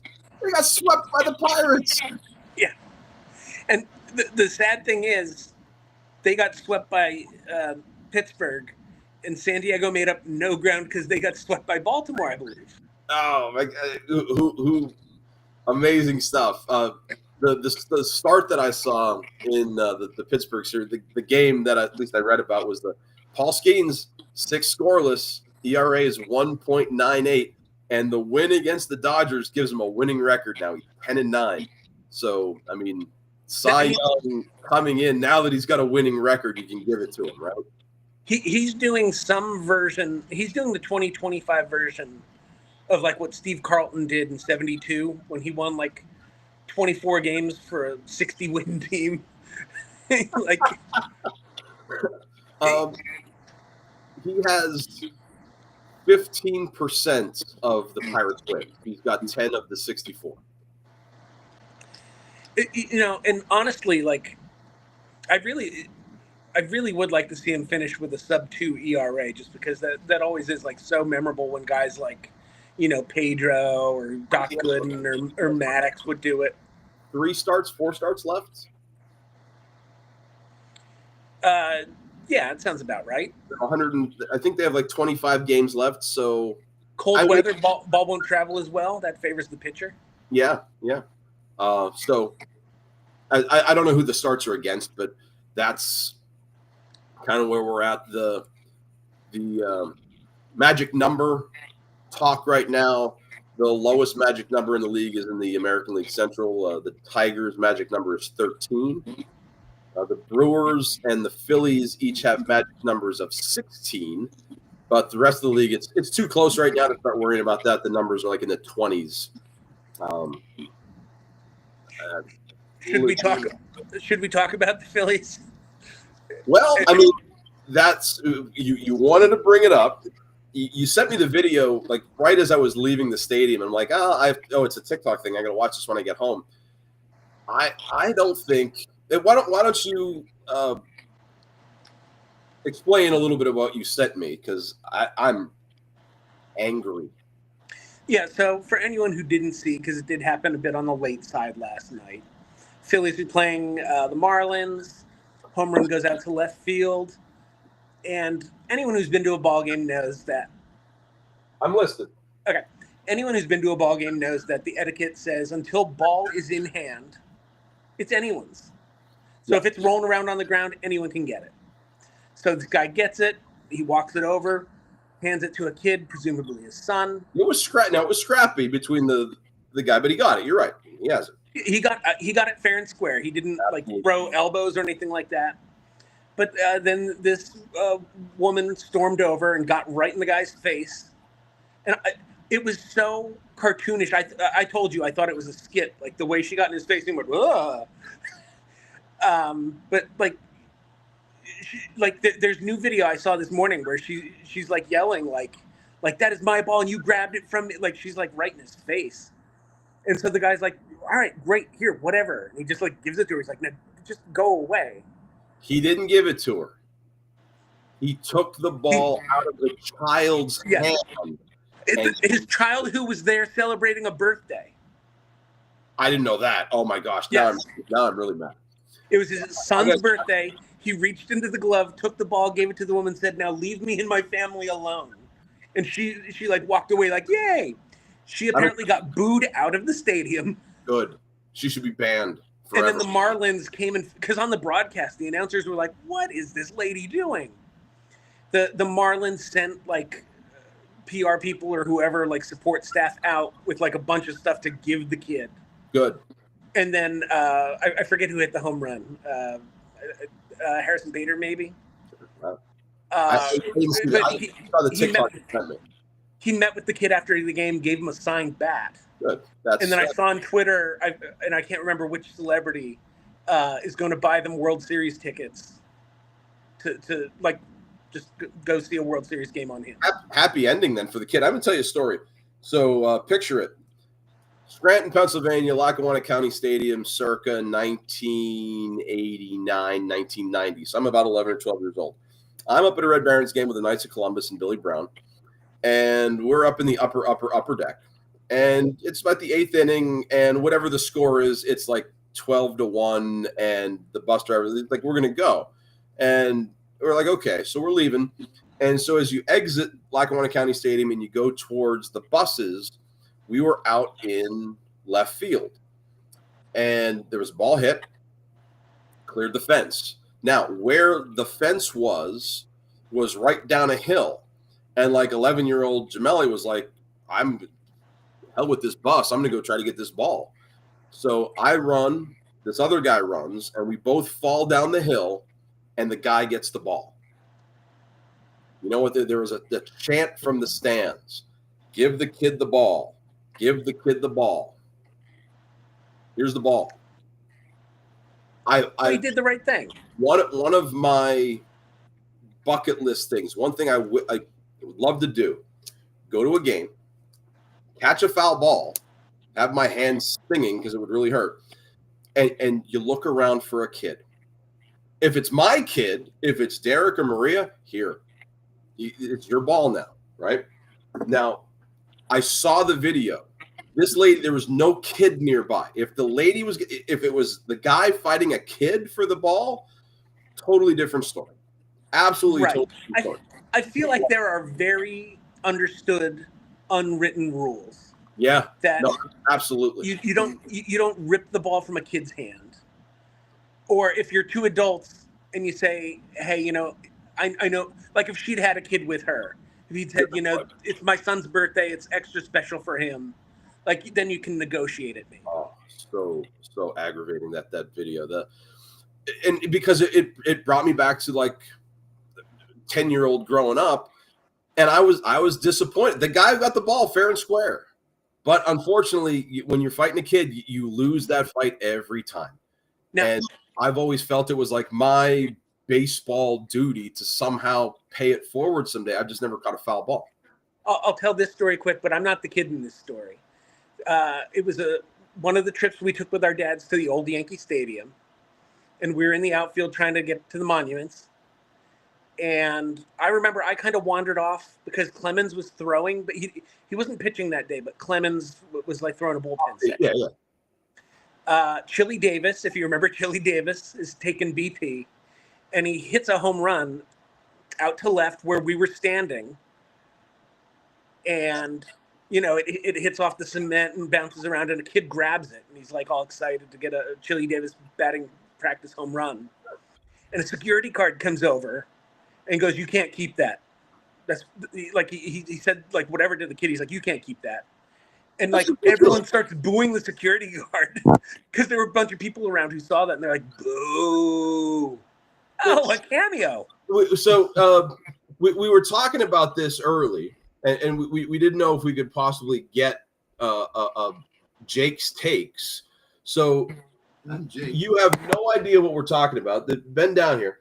Long story short, woman steals the ball, home run hit. Guy fights for it. Guy gives the ball to his son. Woman comes over to said fan, curses at him, and he takes the ball from his son and gives it to the woman to get her out of there. What should happen to this woman? No. Jake's takes coming at you on Soup and Meatballs. Keep the ball. Call the usher. Get her kicked out. Unbelievable. I think he did. He said he got kicked out. Because if it was the other way around, the guy would get kicked out. And no, that's you wanted the ball. Yes, I don't know. That's I'm telling you, he sent me the video last night. Like I got home from the McDevitt game, I was already upset. And I'm like, oh, this is terrible. Well, the big thing, did the kid get the ball back? No, but the Marlins made it right. They gave the kid a bunch of stuff, and then it was Harrison Bader who hit the home run. He met with the kid after the game and gave him a signed bat.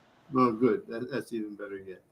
But that experience, though, if you're a kid, like the rest of that game, I mean, no matter what happened at the end of the game, which is good, holy cow, man, that's... You could even see on the kid's face that and it was the kid's birthday. I can't remember if Max mentioned that. The woman who did this doesn't matter if it's a woman, a man, a dog, a cat. Yeah, it was an older lady, maybe in her 50s. No better. That's terrible. That's terrible.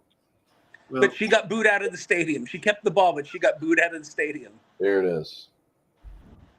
There she is. So this guy gets the ball fair and square. Showing him here. Gives it to the kid. Look at the kid. He's so happy. And here's this old lady. She's so mad. Her greenie kicked in. That's what happened. She's so fired up. That's that. And he's like, it's my kid's birthday. Look at the kid. And they're Phillies fans. Even Phillies fans don't deserve this. And he's like, fine, go away. Back. Look at her. Oh, dude, miserable. Miserable human. Oh, she's banned from MLB for life. Let her go to a hockey game. Did you ever lose ball 4? Yeah, oh, sure. Yeah. The one story about the guy who struck out in the first inning was arguing with the umpire, came back, and they said, "What are you fighting? It was a strike." He said, "My greenie kicked in." Well, her greenie kicked in, and she had to have that ball. I'm off to a gala in Virginia. You look like you're dressed for a gala. No, my good clothes are in the car. This is my traveling clothes. My traveling clothes. These are actually my African clothes. Oh, look at you. When I was in Africa, this is what I would wear. You had to wear pastel colors, and because black is bad and white is bad in Africa. Black attracts tsetse flies, and white makes the animals upset, or it's the other way around. It's one of the ways, but you only get around with tsetse flies. It's the same way like you don't wear red or blue in L.A. Yeah. Yes, similar. And New York is black and gold, so. Be careful. That's most of my stuff is blue. I just don't go to LA.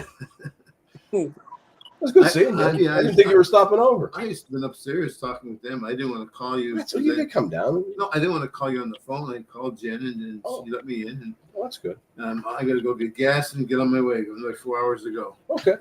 Let me know when you get there. Yeah, and we'll be done. I'll be playing a dice baseball game by then. On Monday I'll be coming back, but you'll be in school. Okay. Take care, Tim. Jake's take number 1. Good seeing you.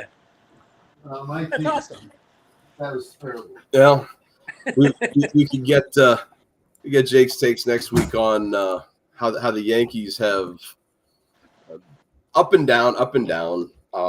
Right now, they're in really, really good shape as far as the wild card goes. They are a half a game up on Boston, I think, for the top wild card, but they're 5 games up on the Rangers. So what I talked about earlier, schedule-wise, we are closing in on the September 15th is when the schedule just gets like stupid easy. Right now, they're in the playoffs. They just beat Houston 2 out of 3. They had a shot at sweeping them, though. And the bullpen, oh, gosh, Tim, I can't tell you how bad Devin Williams has been this year. I can't tell you.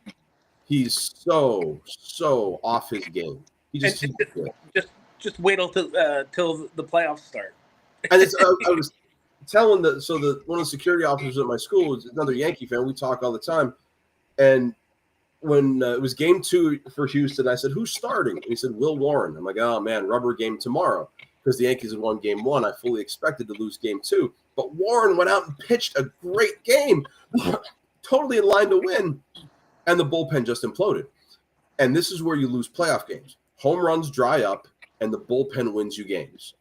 Yeah, Yankees rely very highly on home runs. Their bullpen is bad. I'm snotting up in my mouth how irritated I am. Well, They still won 2 or 3 against Houston, and now they've got Toronto, and Toronto has just had their number, and they just pounded them yesterday. Schlittler had he's been having a good season. I've liked what I've seen out of him. Just he didn't have it against Toronto. Toronto just slapped him around. Do you have the standings up there? What's Toronto up to? Are they 88 wins, 89 wins, something like that? 82. Oh, 82. 82. 82 and 59, 4 games up on the Yankees after winning 7-1 yesterday. Oh my gosh, Guerrero had a huge day against New York. Boston is 4.5 out, and the rest of the division is the rest of the division. Right. Yeah, and I mean Boston. They lost Anthony on the IR. They said a couple weeks, but then somebody on one of the networks said they've seen that injury before, and they wouldn't be surprised if it was longer. The oblique injuries, especially for baseball players, where a lot of what you do. Yeah, so much of your power is generated through your hips and your obliques. Yeah, and he is the number one prospect of the number whatever. You hate to see him rushed back, but Boston's in a pennant race right now. They're 4.5 out.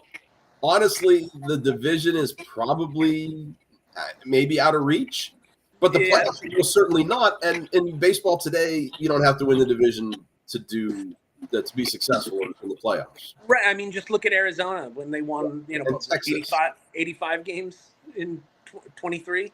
Yeah. And the 1 year, both 1 seeds lost in the first round. The year Atlanta won like 104 in the regular season. So I like my prediction of the Yankees and Red Sox making the playoffs. Obviously, my prediction of the Orioles winning the East is similar to the Bengals winning 15 games. I got a thing with orange teams, I guess. I had the Pirates winning the Central, so don't feel bad. Oh my gosh, you did. They are 12 games out of a playoff spot right now, our friends in Pittsburgh. No, but right now it looks like if the season ended today, and I hate that phrase, the Red Sox would be visiting the Yankees for the wild card round or the beginning round.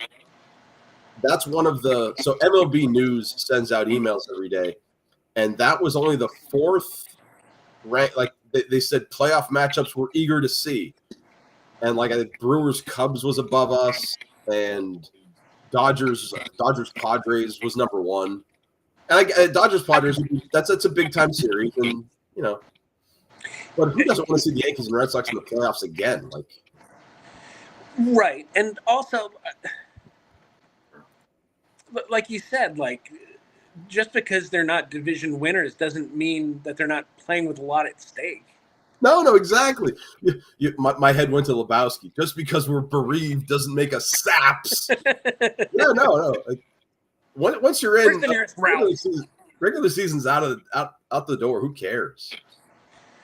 Yeah. I was watching yesterday. I was watching the tail end of the Cubs Nationals game, and they were making the point about how, even Milwaukee, there's no one who's a prohibitive favorite in their league. No. This is as wide open as the postseason has been in a while. The officer's name is Mike. So I told Mike, listen, when we get in the playoffs, because we're going to, I have a hard time thinking that we're going to win the first round, but I also have a hard time thinking we're not going to go to the World Series. Yeah. And that's once the record's reset to 0-0, I'm hoping that the stretch that the Yankees have at the end of the year is enough to get them hot going in and feeling good about themselves. And there is something to be said about having been there before. Like Milwaukee's never been in this position. Yeah. No, but Toronto hasn't been in this position in a while. Yeah. It's going to be a fun, like you said, there's no prohibitive, maybe outside the Dodgers because they're still the Dodgers. It's a fun thing to think about. And once we get like a week or 2 weeks down the line, we'll start to put the potential playoff matchups up right now because the playoff tracker is just so far out that things are going to shift. And like I said, the Yankees have a half-game lead in the wild card. That can change. The Mariners are up on the Rangers by a half game. The Royals are out by a game. Shoot, Tampa is only out by 2 games. So Tampa's a game over 500. They're not out of the postseason race. Amazing. Remember when Tampa was just red hot back in like June? Yeah. Well, they still have their run differential is still the 4th best in the American League. Oh no, Yeah. the 4th best among wild card. If we look at the entire league overall, significantly, it's a little bit. 1, 2, 3, 4. They're 6th. So I mean, yeah, they had that stretch there where they put themselves in a position where, like I said, they're contenders now. Yeah, and it's funny because I've been so focused on football this week that I didn't really get a chance to watch a lot of baseball. I still am focused on how the Yankees do, and the series against Houston was a big hey, I feel good about this. Coming into the Houston series, they swept the National after the disaster against the Red Sox. They swept the Nationals. They took 3 of 4 against the White Sox, so they started feeling good about themselves. But then, here's the stretch where you have Houston, Toronto, another series with Boston. This is where you got to start measuring yourself against playoff caliber teams. And they just, they peed the bed yesterday. 7-1 they lost. So they got to get themselves back. But this really is I'm so excited for playoff baseball. And I really am just the equity there, just where we have no idea what the World Series could be. No, and that's the exciting part. Like I said, I wouldn't be surprised if the Yankees got swept in the first round. I wouldn't be surprised if they made the World Series, and you could say that for almost any team in the American League, which is really cool. I'd be surprised if Boston makes the World Series because the pitching after Crochet is shaky. They just got rid of Walker Buehler. Yeah, and he's a Philly now, I think. Yeah. So. All right, there we go. We'll see where we're at next week. Quick hitter time. We took the Penn State story out of quick hitters, so we're down to 6. Amazingly, here we go. This happens at every D1 school, I'm sure, but the fact that this is happening isn't news. I saw a graphic advertising walk-on tryout at Kent State. So walk-ons happen all the time, but the last time Kent State won a football game, it was home against Central Connecticut State in 2023. Tim, if you were a Kent State student and a relatively good athlete, would you try out for the team just to say you could be a D1 player? Absolutely. So I mean, wouldn't it be worth it just for the experience? I don't know. I mean, I might, but you're Kent State. You're 0 forever for a long time. It's been 2 years since they've won a game. It feels like Texas State and necessary roughness. Yeah, the experience would be. Slender. What's that? Manu the Slender, starting center for Texas State, the Armadillos. Is that the highlight of Sinbad's cinematic career, by the way? It must be. He wasn't Manu. He was. No, he was the professor who was then a defensive. Yeah, he was the we're gonna party guy. Manu the Slender was the guy who had a crush on Kathy Ireland. As the rest of us did as well. So there we go. Number 2. Remember Cade McNamara? Yeah. Remember that guy, the quarterback that started the UM winning streak against Ohio? Well, he's still in college, and he's competing for a starting job at East Tennessee State. Tim, there's a name for people who spend 8 years in college, isn't there? Yeah, Dave Hare. Got him. Oh, got him. I was going for doctor. You went for Dave Hare. I love it. My first thought was like Bluto Blutarski. 7 years of college down the drain. But we all know that, and Dave did not spend 8 years in college. I have to, yeah. But I think we all know like that guy who like we've been out of college for like 24 or 25, and they're still like taking classes. Which look, lifelong learning is a great thing, but I think for some people that's not their primary motivation. I just wanted to mention Cade McNamara. So he was competing for a job. It's like he's still in college. I think AJ McCarron is still in college too. No, he's analyzing and he's criticizing Michigan. Boo, AJ McCarron. All right, number 3. This is more personal. Currently, there's a bunny that lives under my shed. Maybe a slew of bunnies. Who knows? Well, we were outside playing in the tree, and Maria saw one of the bunnies, and she adopted him as our outdoor pet, and she named him Hemfrey. So I know you remember the Rigattis adopted a bunny, and they named him. So you had a dog that had a really tremendous name. So I want to know, if you adopted an outdoor bunny, what would you name the bunny? Oh boy, I'd want to maybe focus group it with my brothers, probably. Is that where Rhombus came from? We had several names that we threw out as jokes, but like when we had 10th grade geometry, I remember telling you like Rhombus would be a great name for a dog, and I don't know why, but my mom somehow agreed and let me name the dog Rhombus. Well, first of all, you got a dog, which is incredible enough. Yeah. But yeah, Rhombus the dog. That was so. So next, I won't quick hitter this out of you, but like later today. Maybe before the movie Hamilton, send me a text. What are you going to name your bunny? Okay. Also, Rhombus was just the most disagreeable little Bichon.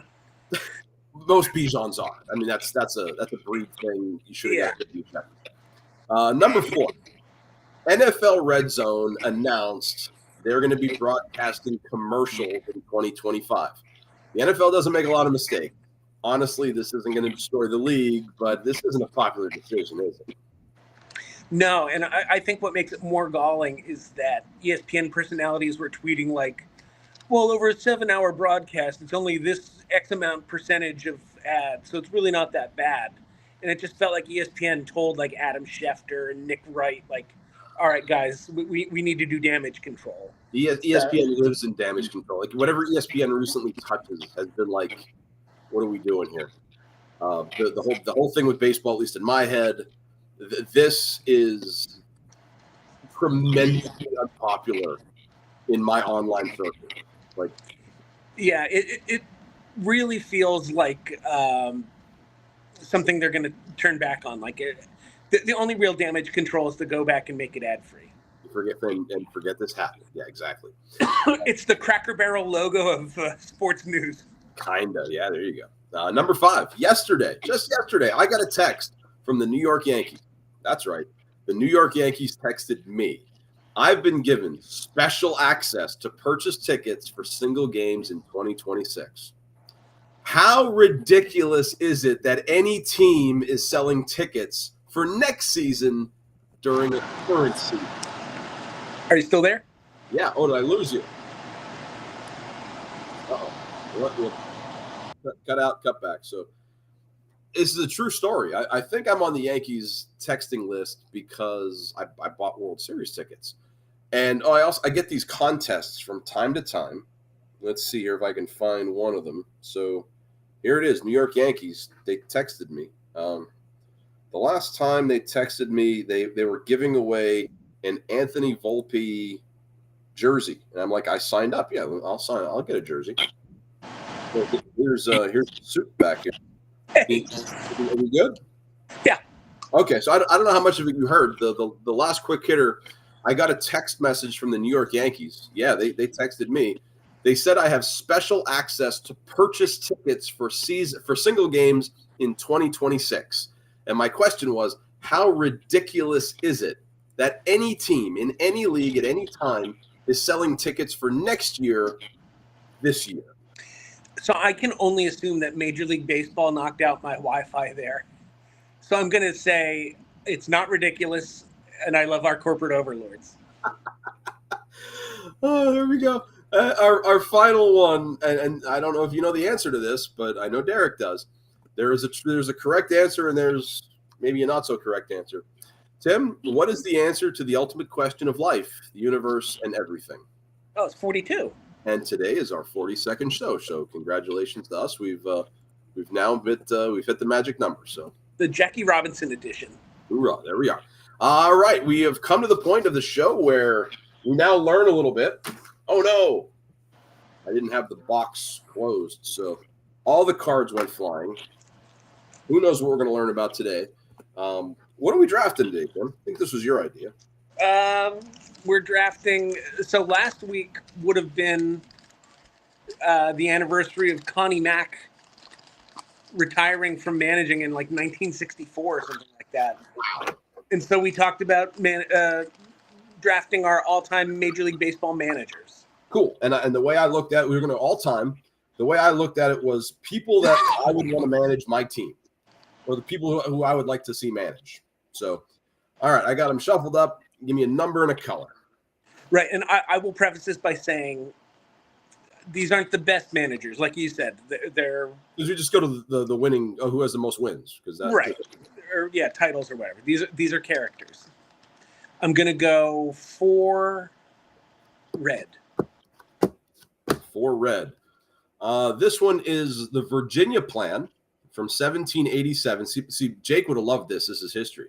The Virginia Plan, 1787, the Constitutional Convention gathers in Philadelphia to revise the Articles of Confederation.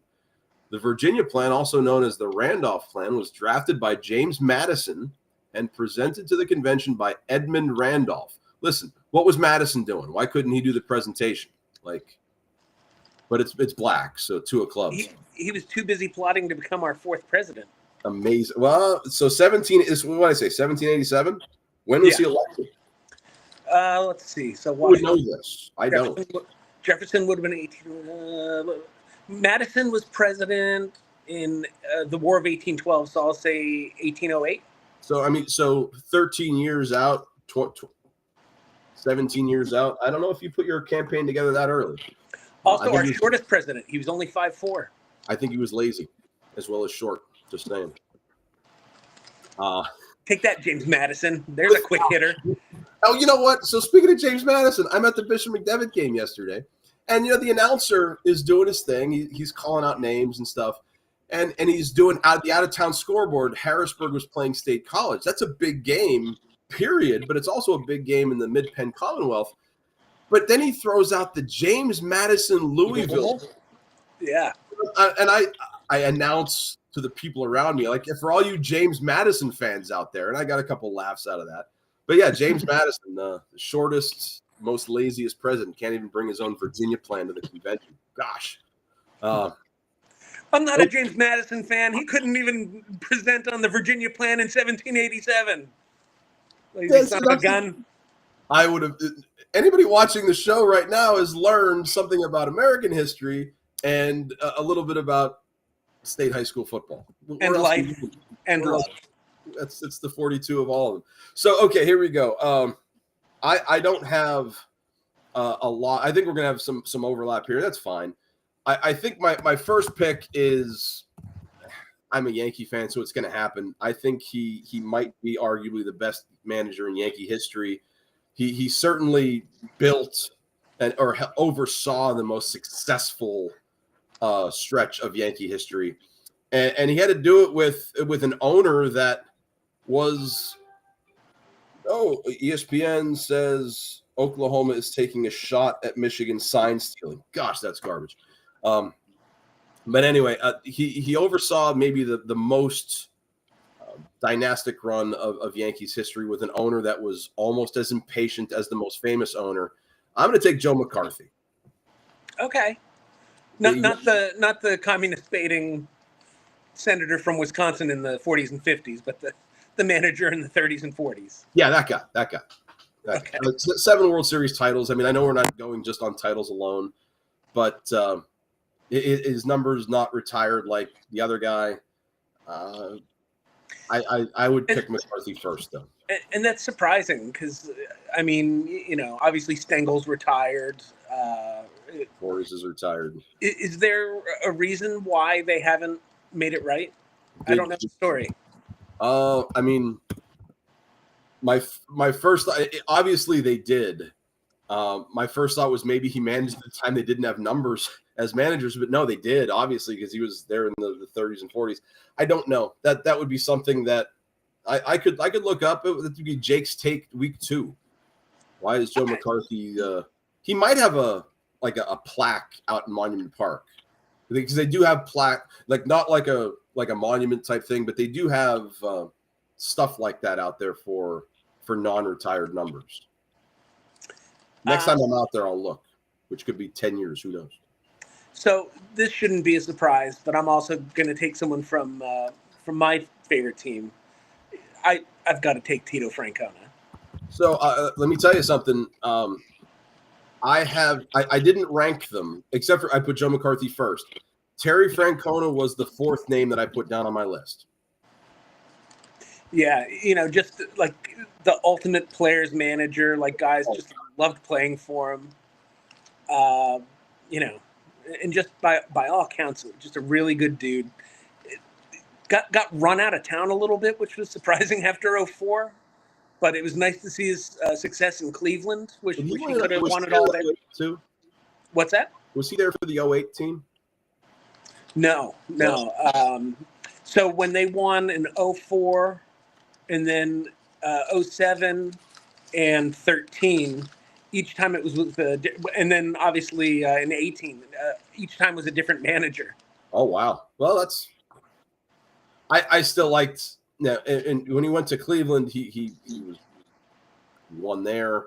Yeah, so, I mean, he made my list. That's an absolute – I don't know if I would have taken him second, because the guy I'm going to take second is – Oh, wait, no, I'm wrong. He was there in 2007. Then it was John Farrell in 13. Okay.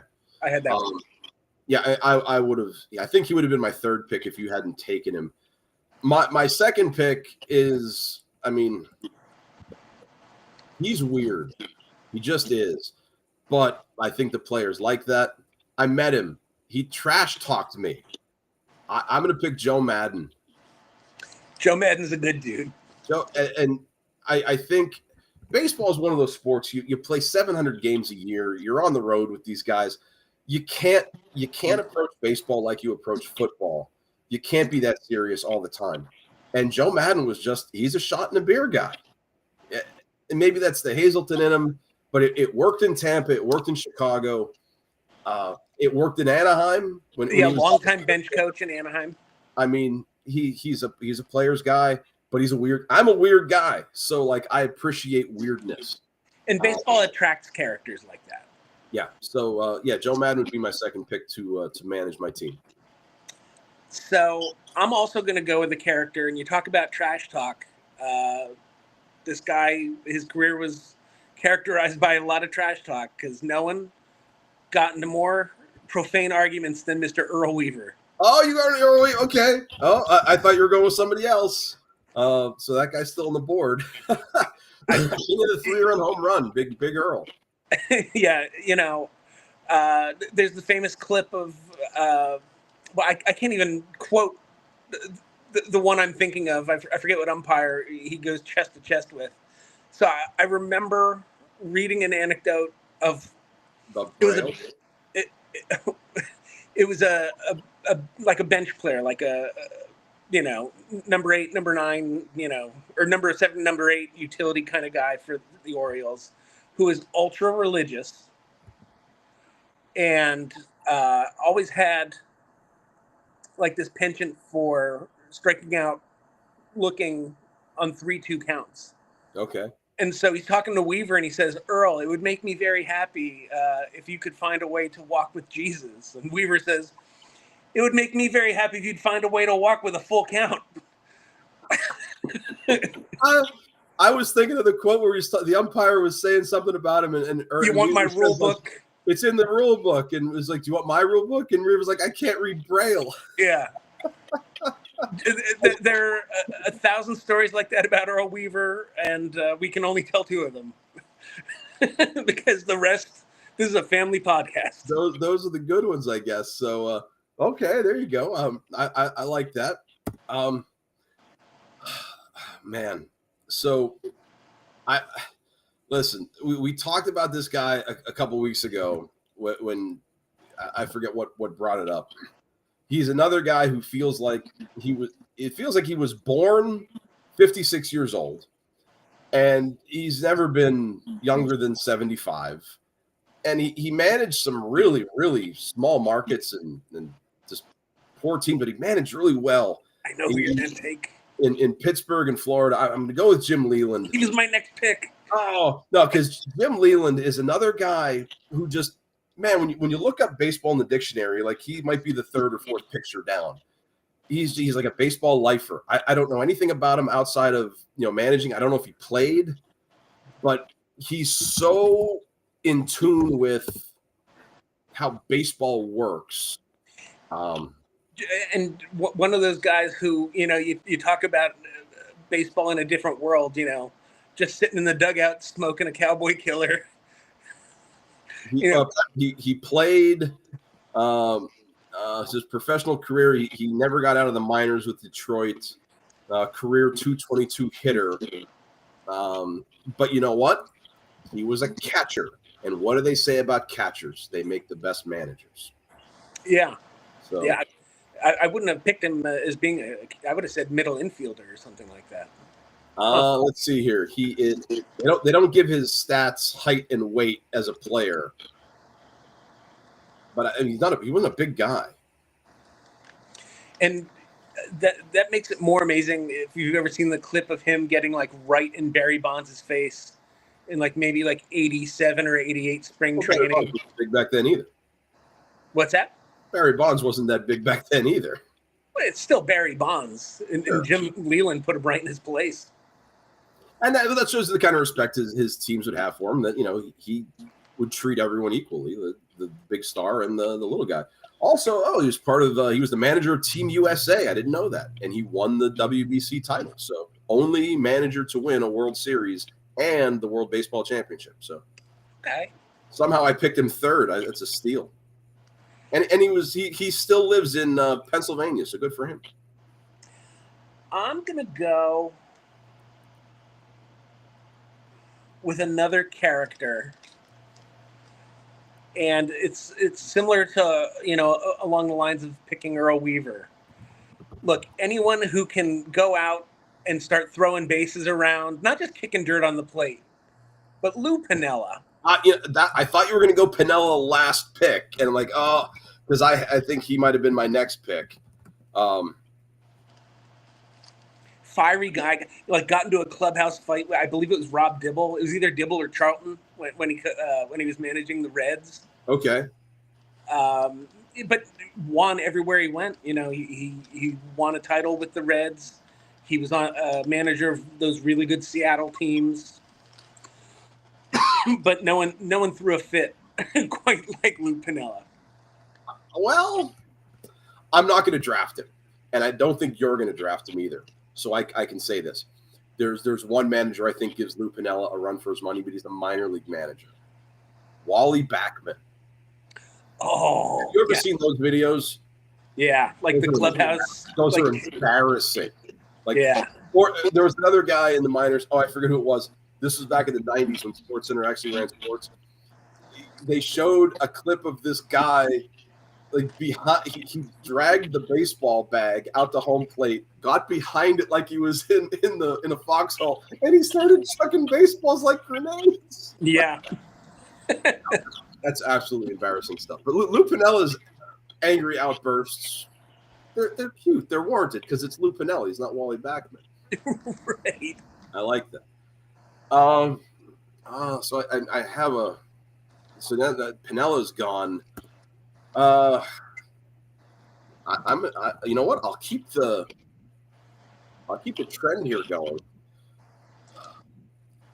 I don't necessarily think he was a great manager, but he was like the dude.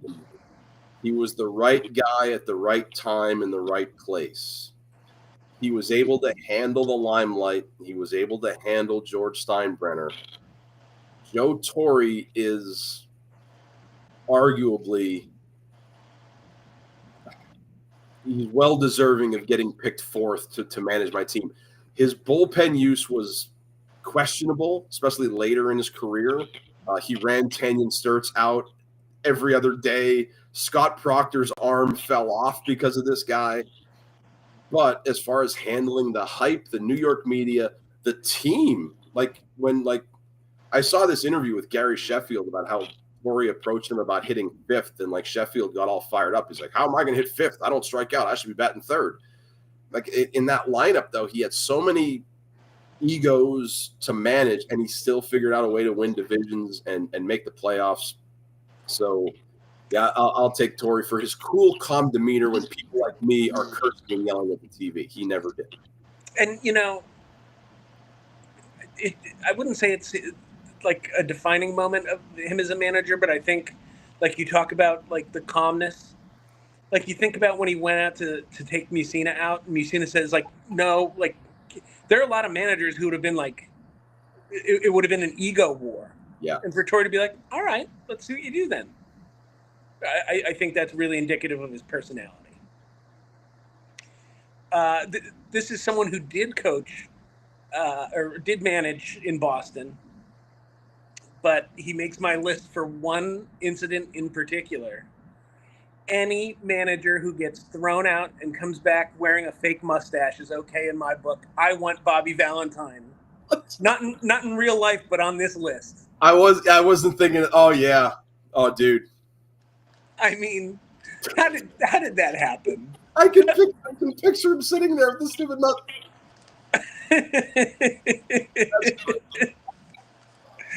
He was a guy, and everything we just said in Torre's favor is the opposite for Valentine. He is an egomaniac, and he did need to get the last word. He needed everyone to tell him how smart he was. Yeah. But he also, he occasionally knew how to have a lot of fun. If he gets kicked out, he'll come back. I love it. Yeah, just for this list, that makes total sense. So I could go a couple different ways then to finish off. I could go with the successful. I could go with the weird. I have a hard time thinking that, if you put this guy in New York, I would have. It would have been interesting to see how his personality would have clashed in the 80s and early 90s. I don't like the Dodgers, but oh my gosh, can you have a list of managers you want to play for and not have Tommy Lasorda? Really? The first picture I have in my mind, I think, was an All-Star game when a bat comes flying down third base and he trips and he falls, and it reminds me of Coach Matz a little bit. If Tommy falls down, do we become the Dodgers and do they become the Pirates? So I mean, Tommy is he's a lovable kind of guy. So I would pick the other option I have in my head is another lovable guy, but I'm going to take Tommy just because. And he fought mascots. He got he was in Montreal. He got the Expos mascot thrown out for dancing on top of their dugout. Didn't he? He fought with the Philly Fanatic, didn't he? He fought with the Philly Fanatic, and I think that was a cutesy thing for the fans. That's good. He wasn't afraid to go after players in the press. I remember when Darryl Strawberry was in L.A. and a reporter asked Tommy Lasorda, is it true that you called Darryl Strawberry a dog? And Lasorda goes, I would never insult dogs like that. They're loyal and they can catch. I love it. Catch, yes. That's good times, man. And that continues my trend. I put him down as Tom Lasorda because I have a Joe, a Jim, a Joe, and a Tom. I have all 3-letter first names.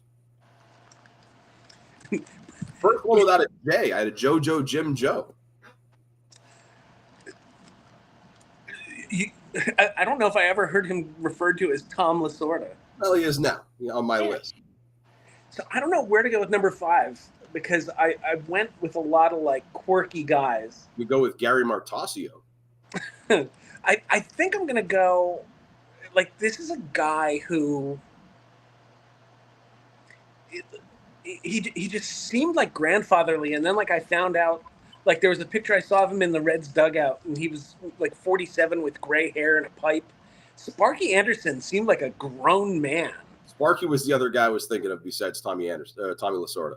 And yeah, like we're the same age Sparky Anderson was when he was managing the big red machine. Not even in Detroit, when he was managing the Reds. Yeah.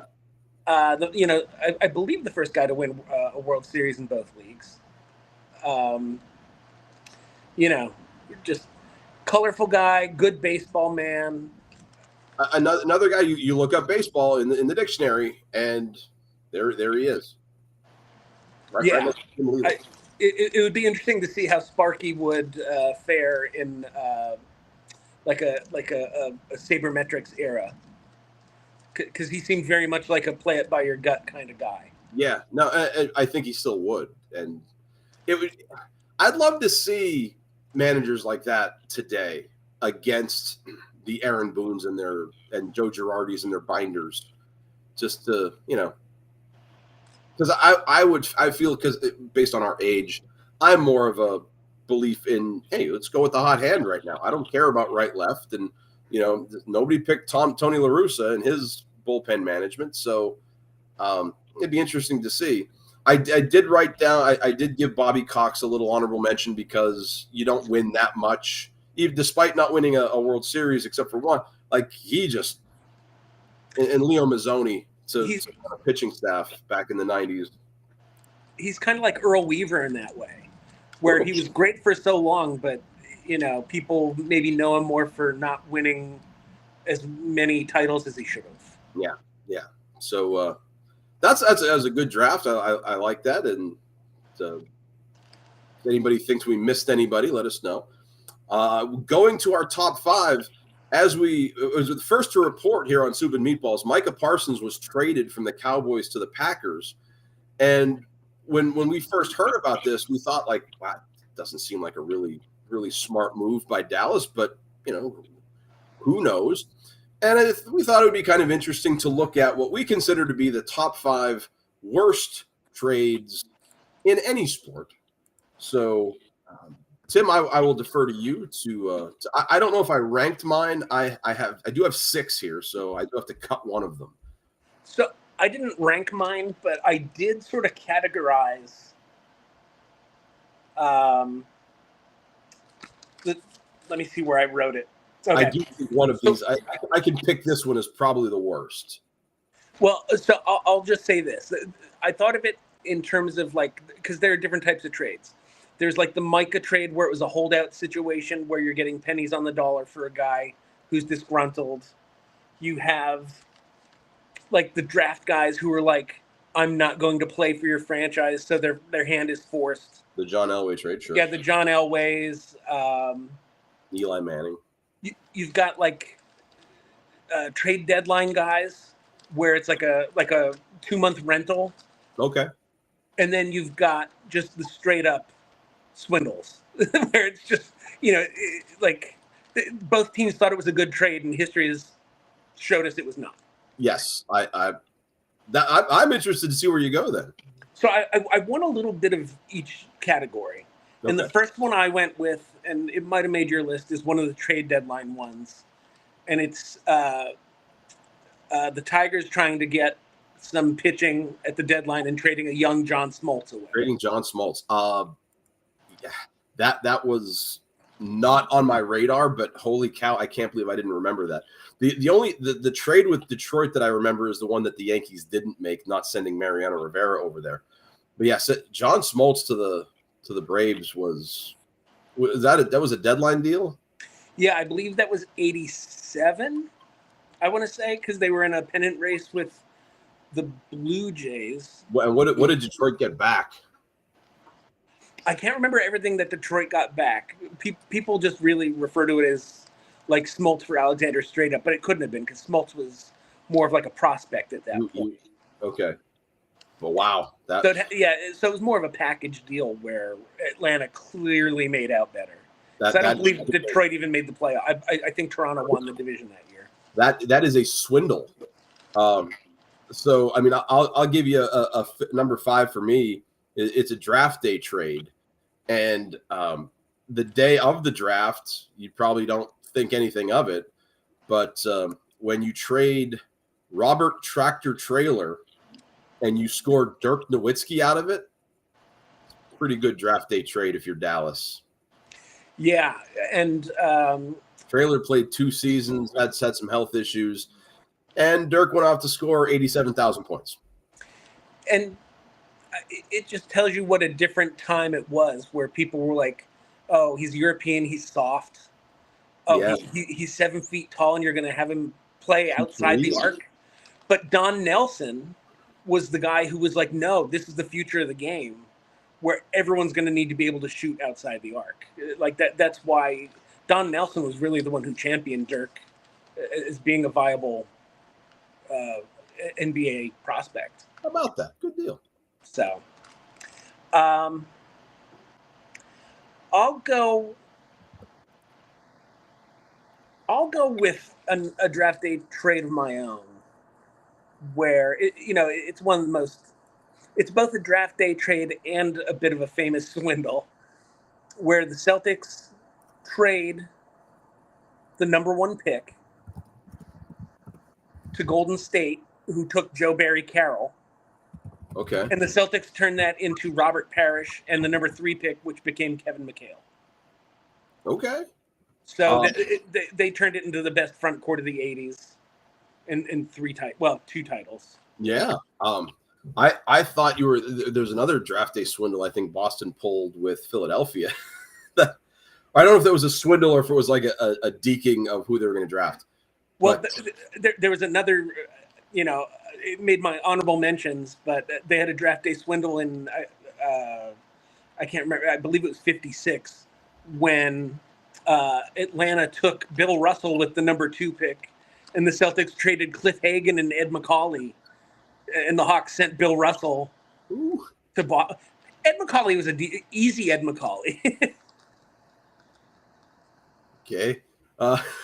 That's a good one for Boston. I'm gonna go with the next one is about someone who became famous in Boston, but I didn't realize, like, I knew he played in Montreal, but I didn't know how he got there. So when I saw that the Dodgers traded Pedro Martinez, that's on my list too, to the Expos, for Delino DeShields, they needed infield help, and they thought they had pitching depth, and so I wrote this down. It was for Delino DeShields straight up, and Martinez went on to win a Cy Young for the Expos, and the whole '94 situation.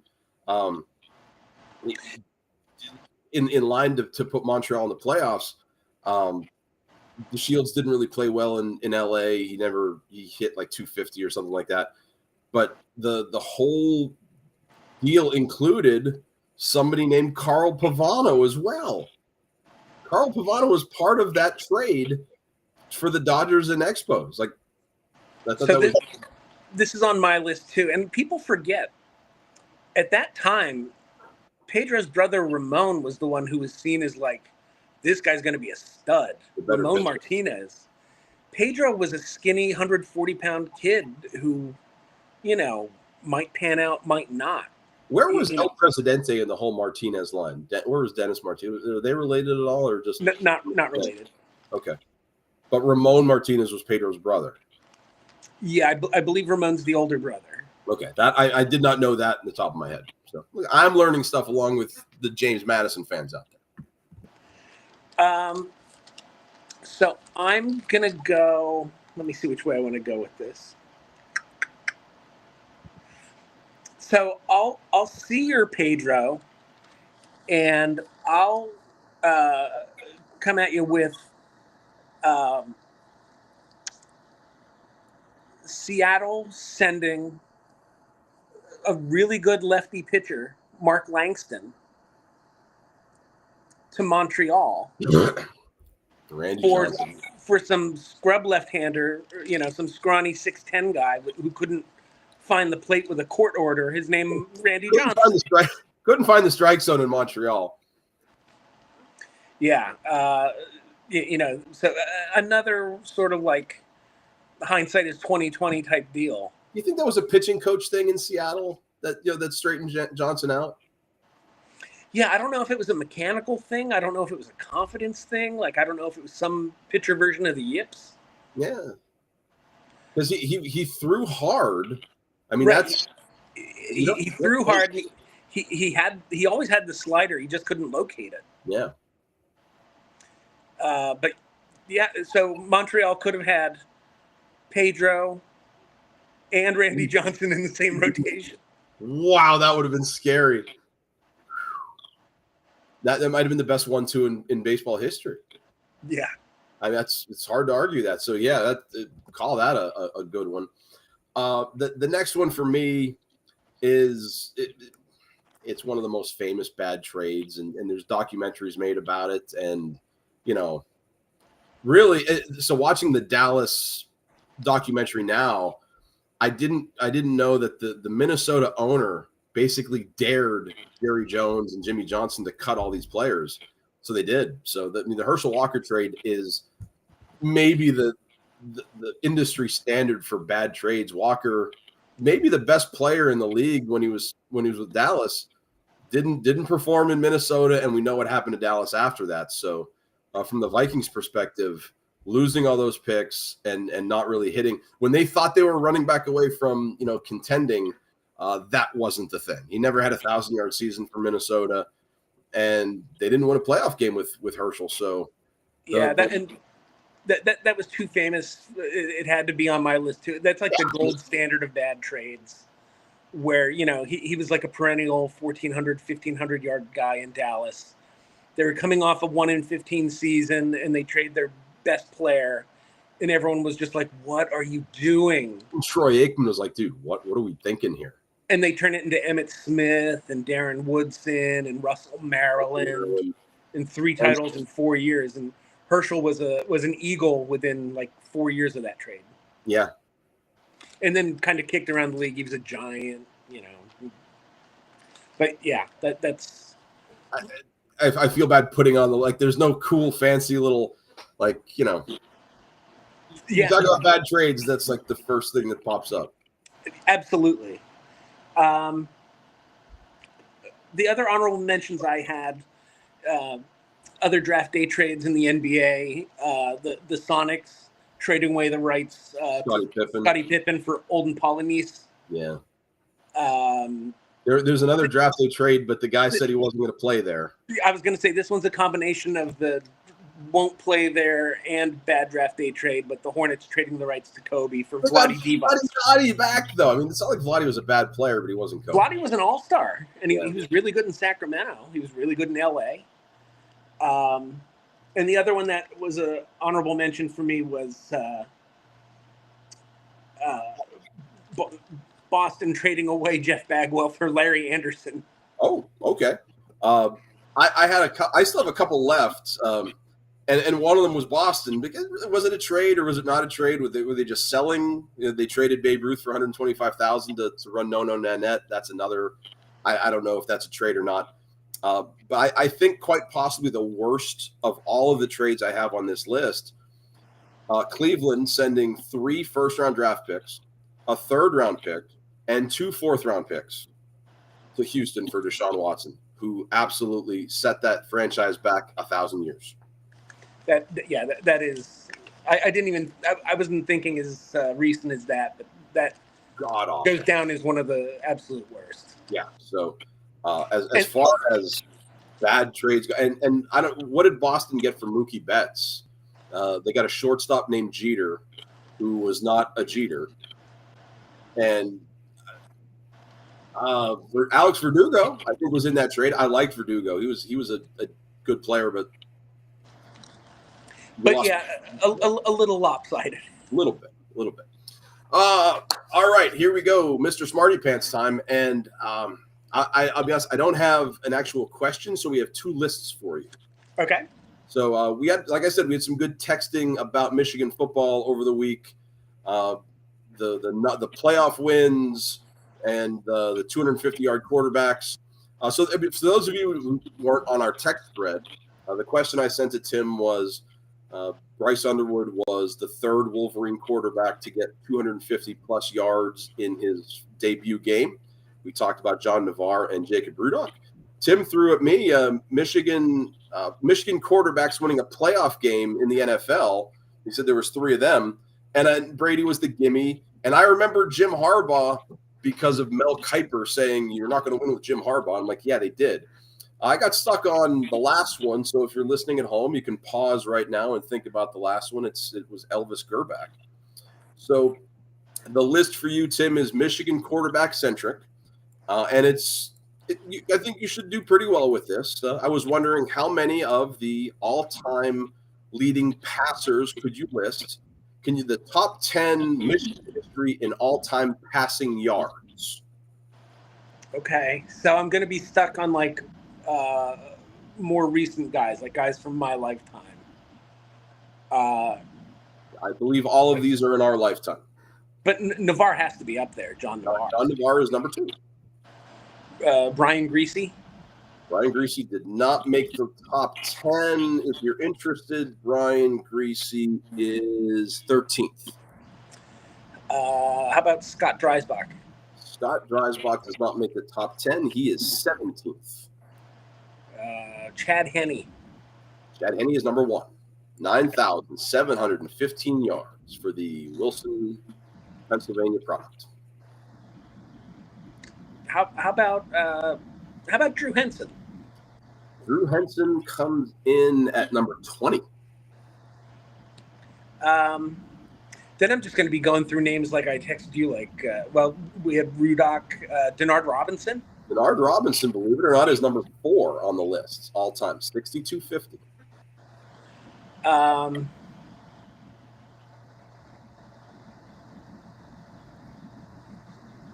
I'll throw out the previously mentioned Wilton Speight. Wilton Speight, believe it or not, Wilton Speight is ranked 14th, so not top 10. How about Gerbach? Is he on there? I say Gerbach is number 6, 58-59. What about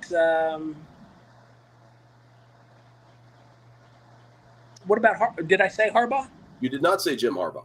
All right, what about Jim Harbaugh? Jim Harbaugh is ranked number 9th, 52-14. All right, JJ McCarthy is ranked 5th, 62-26. Little palindrome for him. How many do I have left? You have 1, 2, 3, 4 left. Oh, wolf.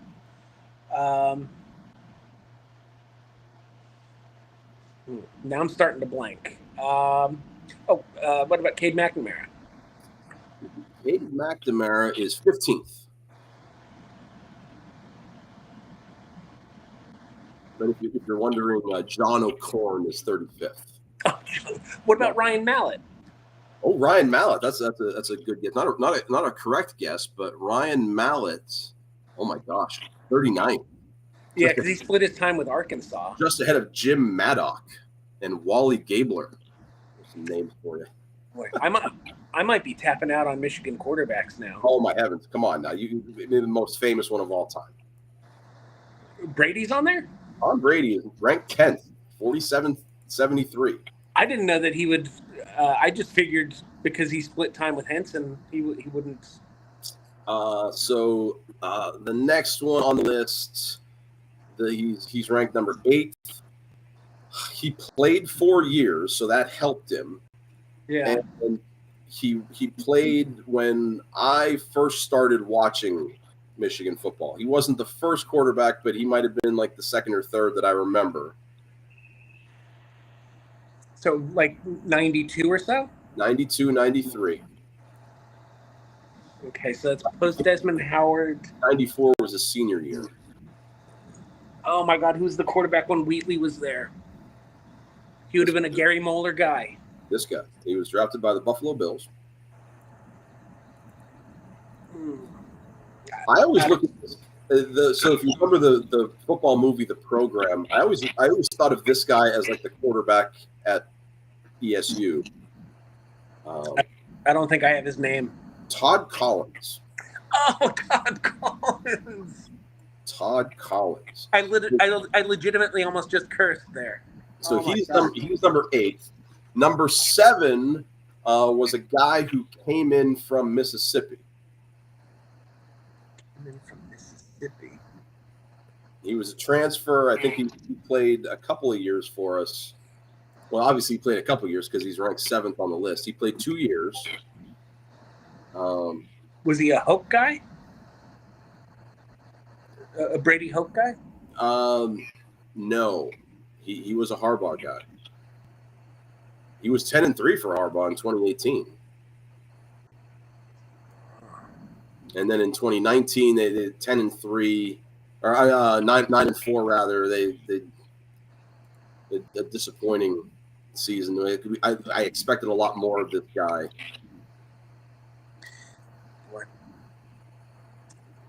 I know who you mean, but the name, because I don't think I have the name. Shea Patterson. Shea Patterson. Shea Patterson. And the number 3 guy on the list. Number 3. He had a 5-year career. He only played 4 games as a freshman. He must have got hurt his junior year because he's a freshman year with 2 junior years. This guy was a Rich Rod guy, but then also a Brady Hope guy. Okay. So he bridged the gap from Rich Rod to Brady. And he was like a Devin. I thought he was a Denard Robinson clone, but I think he was built physically stronger. Devin Gardner? Devin Gardner. Yeah, I said his name kind of there. So Devin Gardner. I was in my own world there because I was like, I should have done better. I should have got Todd Collins at the very least. That's okay. I mean, we'll see if we can get you here on this list, because it's a pro football list now, and it's fun to throw pro football stuff with you. Since the year 2000, which 5 NFL teams have the best regular season record?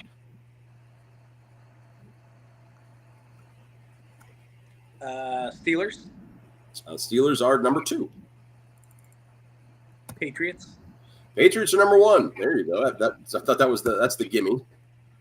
Eagles. The next 3 are interesting. The Eagles are on the list, number 5. Good job, man. Packers. Packers are number 3. Look at this. Come on. This is light work. How about Baltimore? Look, there it is. 5 for 5. Come on, Tim Hare. Not even. It's not even a question there. So, look at that. Redemption. That's a good way to shut her down here as we're hitting close to 12:40. So, who is the early game? Because I'm not watching the other pregame show. But the other pregame show is probably over. Oh, dude. So bad breaking news, man. Are you ready for this? Oh, did someone pass away? Yeah, a baseball manager, the manager of the 86 Mets, Davey Johnson. Davey Johnson. Oh. At 82. So that's a sad way to end what was relatively a happy show. I mean, Davey Johnson, he was a character too. If you ever read the book, The Bad Guys Won, about the 86 Mets. Okay. Just this poor guy was trying to control the madness. But in college football right now, Penn State has kicked off with Florida International, Texas against San Jose State. I mean, there's no good games right now. Yeah, Penn State is playing a cupcake. It's a lot of gimmies. Even the 4:00 games aren't. There's nothing really compelling. Penn State's already up 7-0. Shocker. Texas is scoreless with San Jose State. 4:10 left in the first. But yeah, like the big game coming up today. I guess there really is only one big game. Oh, before we go, because I see now Grambling is playing Ohio State. This should have been a quick hitter. The Grambling head coach during the media press conference made some kind of flippant remark about, yeah, we know we're going to get our asses kicked. If you're a Grambling player, you're going to go up to the horseshoe. You know you're playing the number 1 Buckeyes. I saw that and I thought it too. I don't know how you say that on the record. come on, you got to like mentally think, yeah, I'm going to go win. I don't care if they're Ohio Like, State. what are your players supposed to think? You know, in any game going forward, that they're even slightly an underdog. That's terrible. Yeah, that's. Michigan. I wonder if the AD or someone's going to call him and be like, "You cannot say that stuff." Seriously. Like if you're Austin P right now going to Georgia, you got to think to yourself, yeah, we got a shot. Like if you're in that situation, you try to build up, hey, Appalachian State, Exactly. I don't need you to be talking about that kind of stuff, but yeah, that's. Hey, you brought up no Nanette. That only hurts you. It doesn't hurt us. That's fair. That's fair. What would Todd Collins say? What's that? I said, what would Todd Collins say? What would Todd Collins say? Todd Collins would say, "We'll see you next week." It's been a good time. It's p o'clock over here. So, here too. Yeah. So I'm going to time it, and I think I'm going to go more than 75 seconds. My record is 92, so we'll give that a shot. But next week we'll let you know how long it was, and we'll go from there.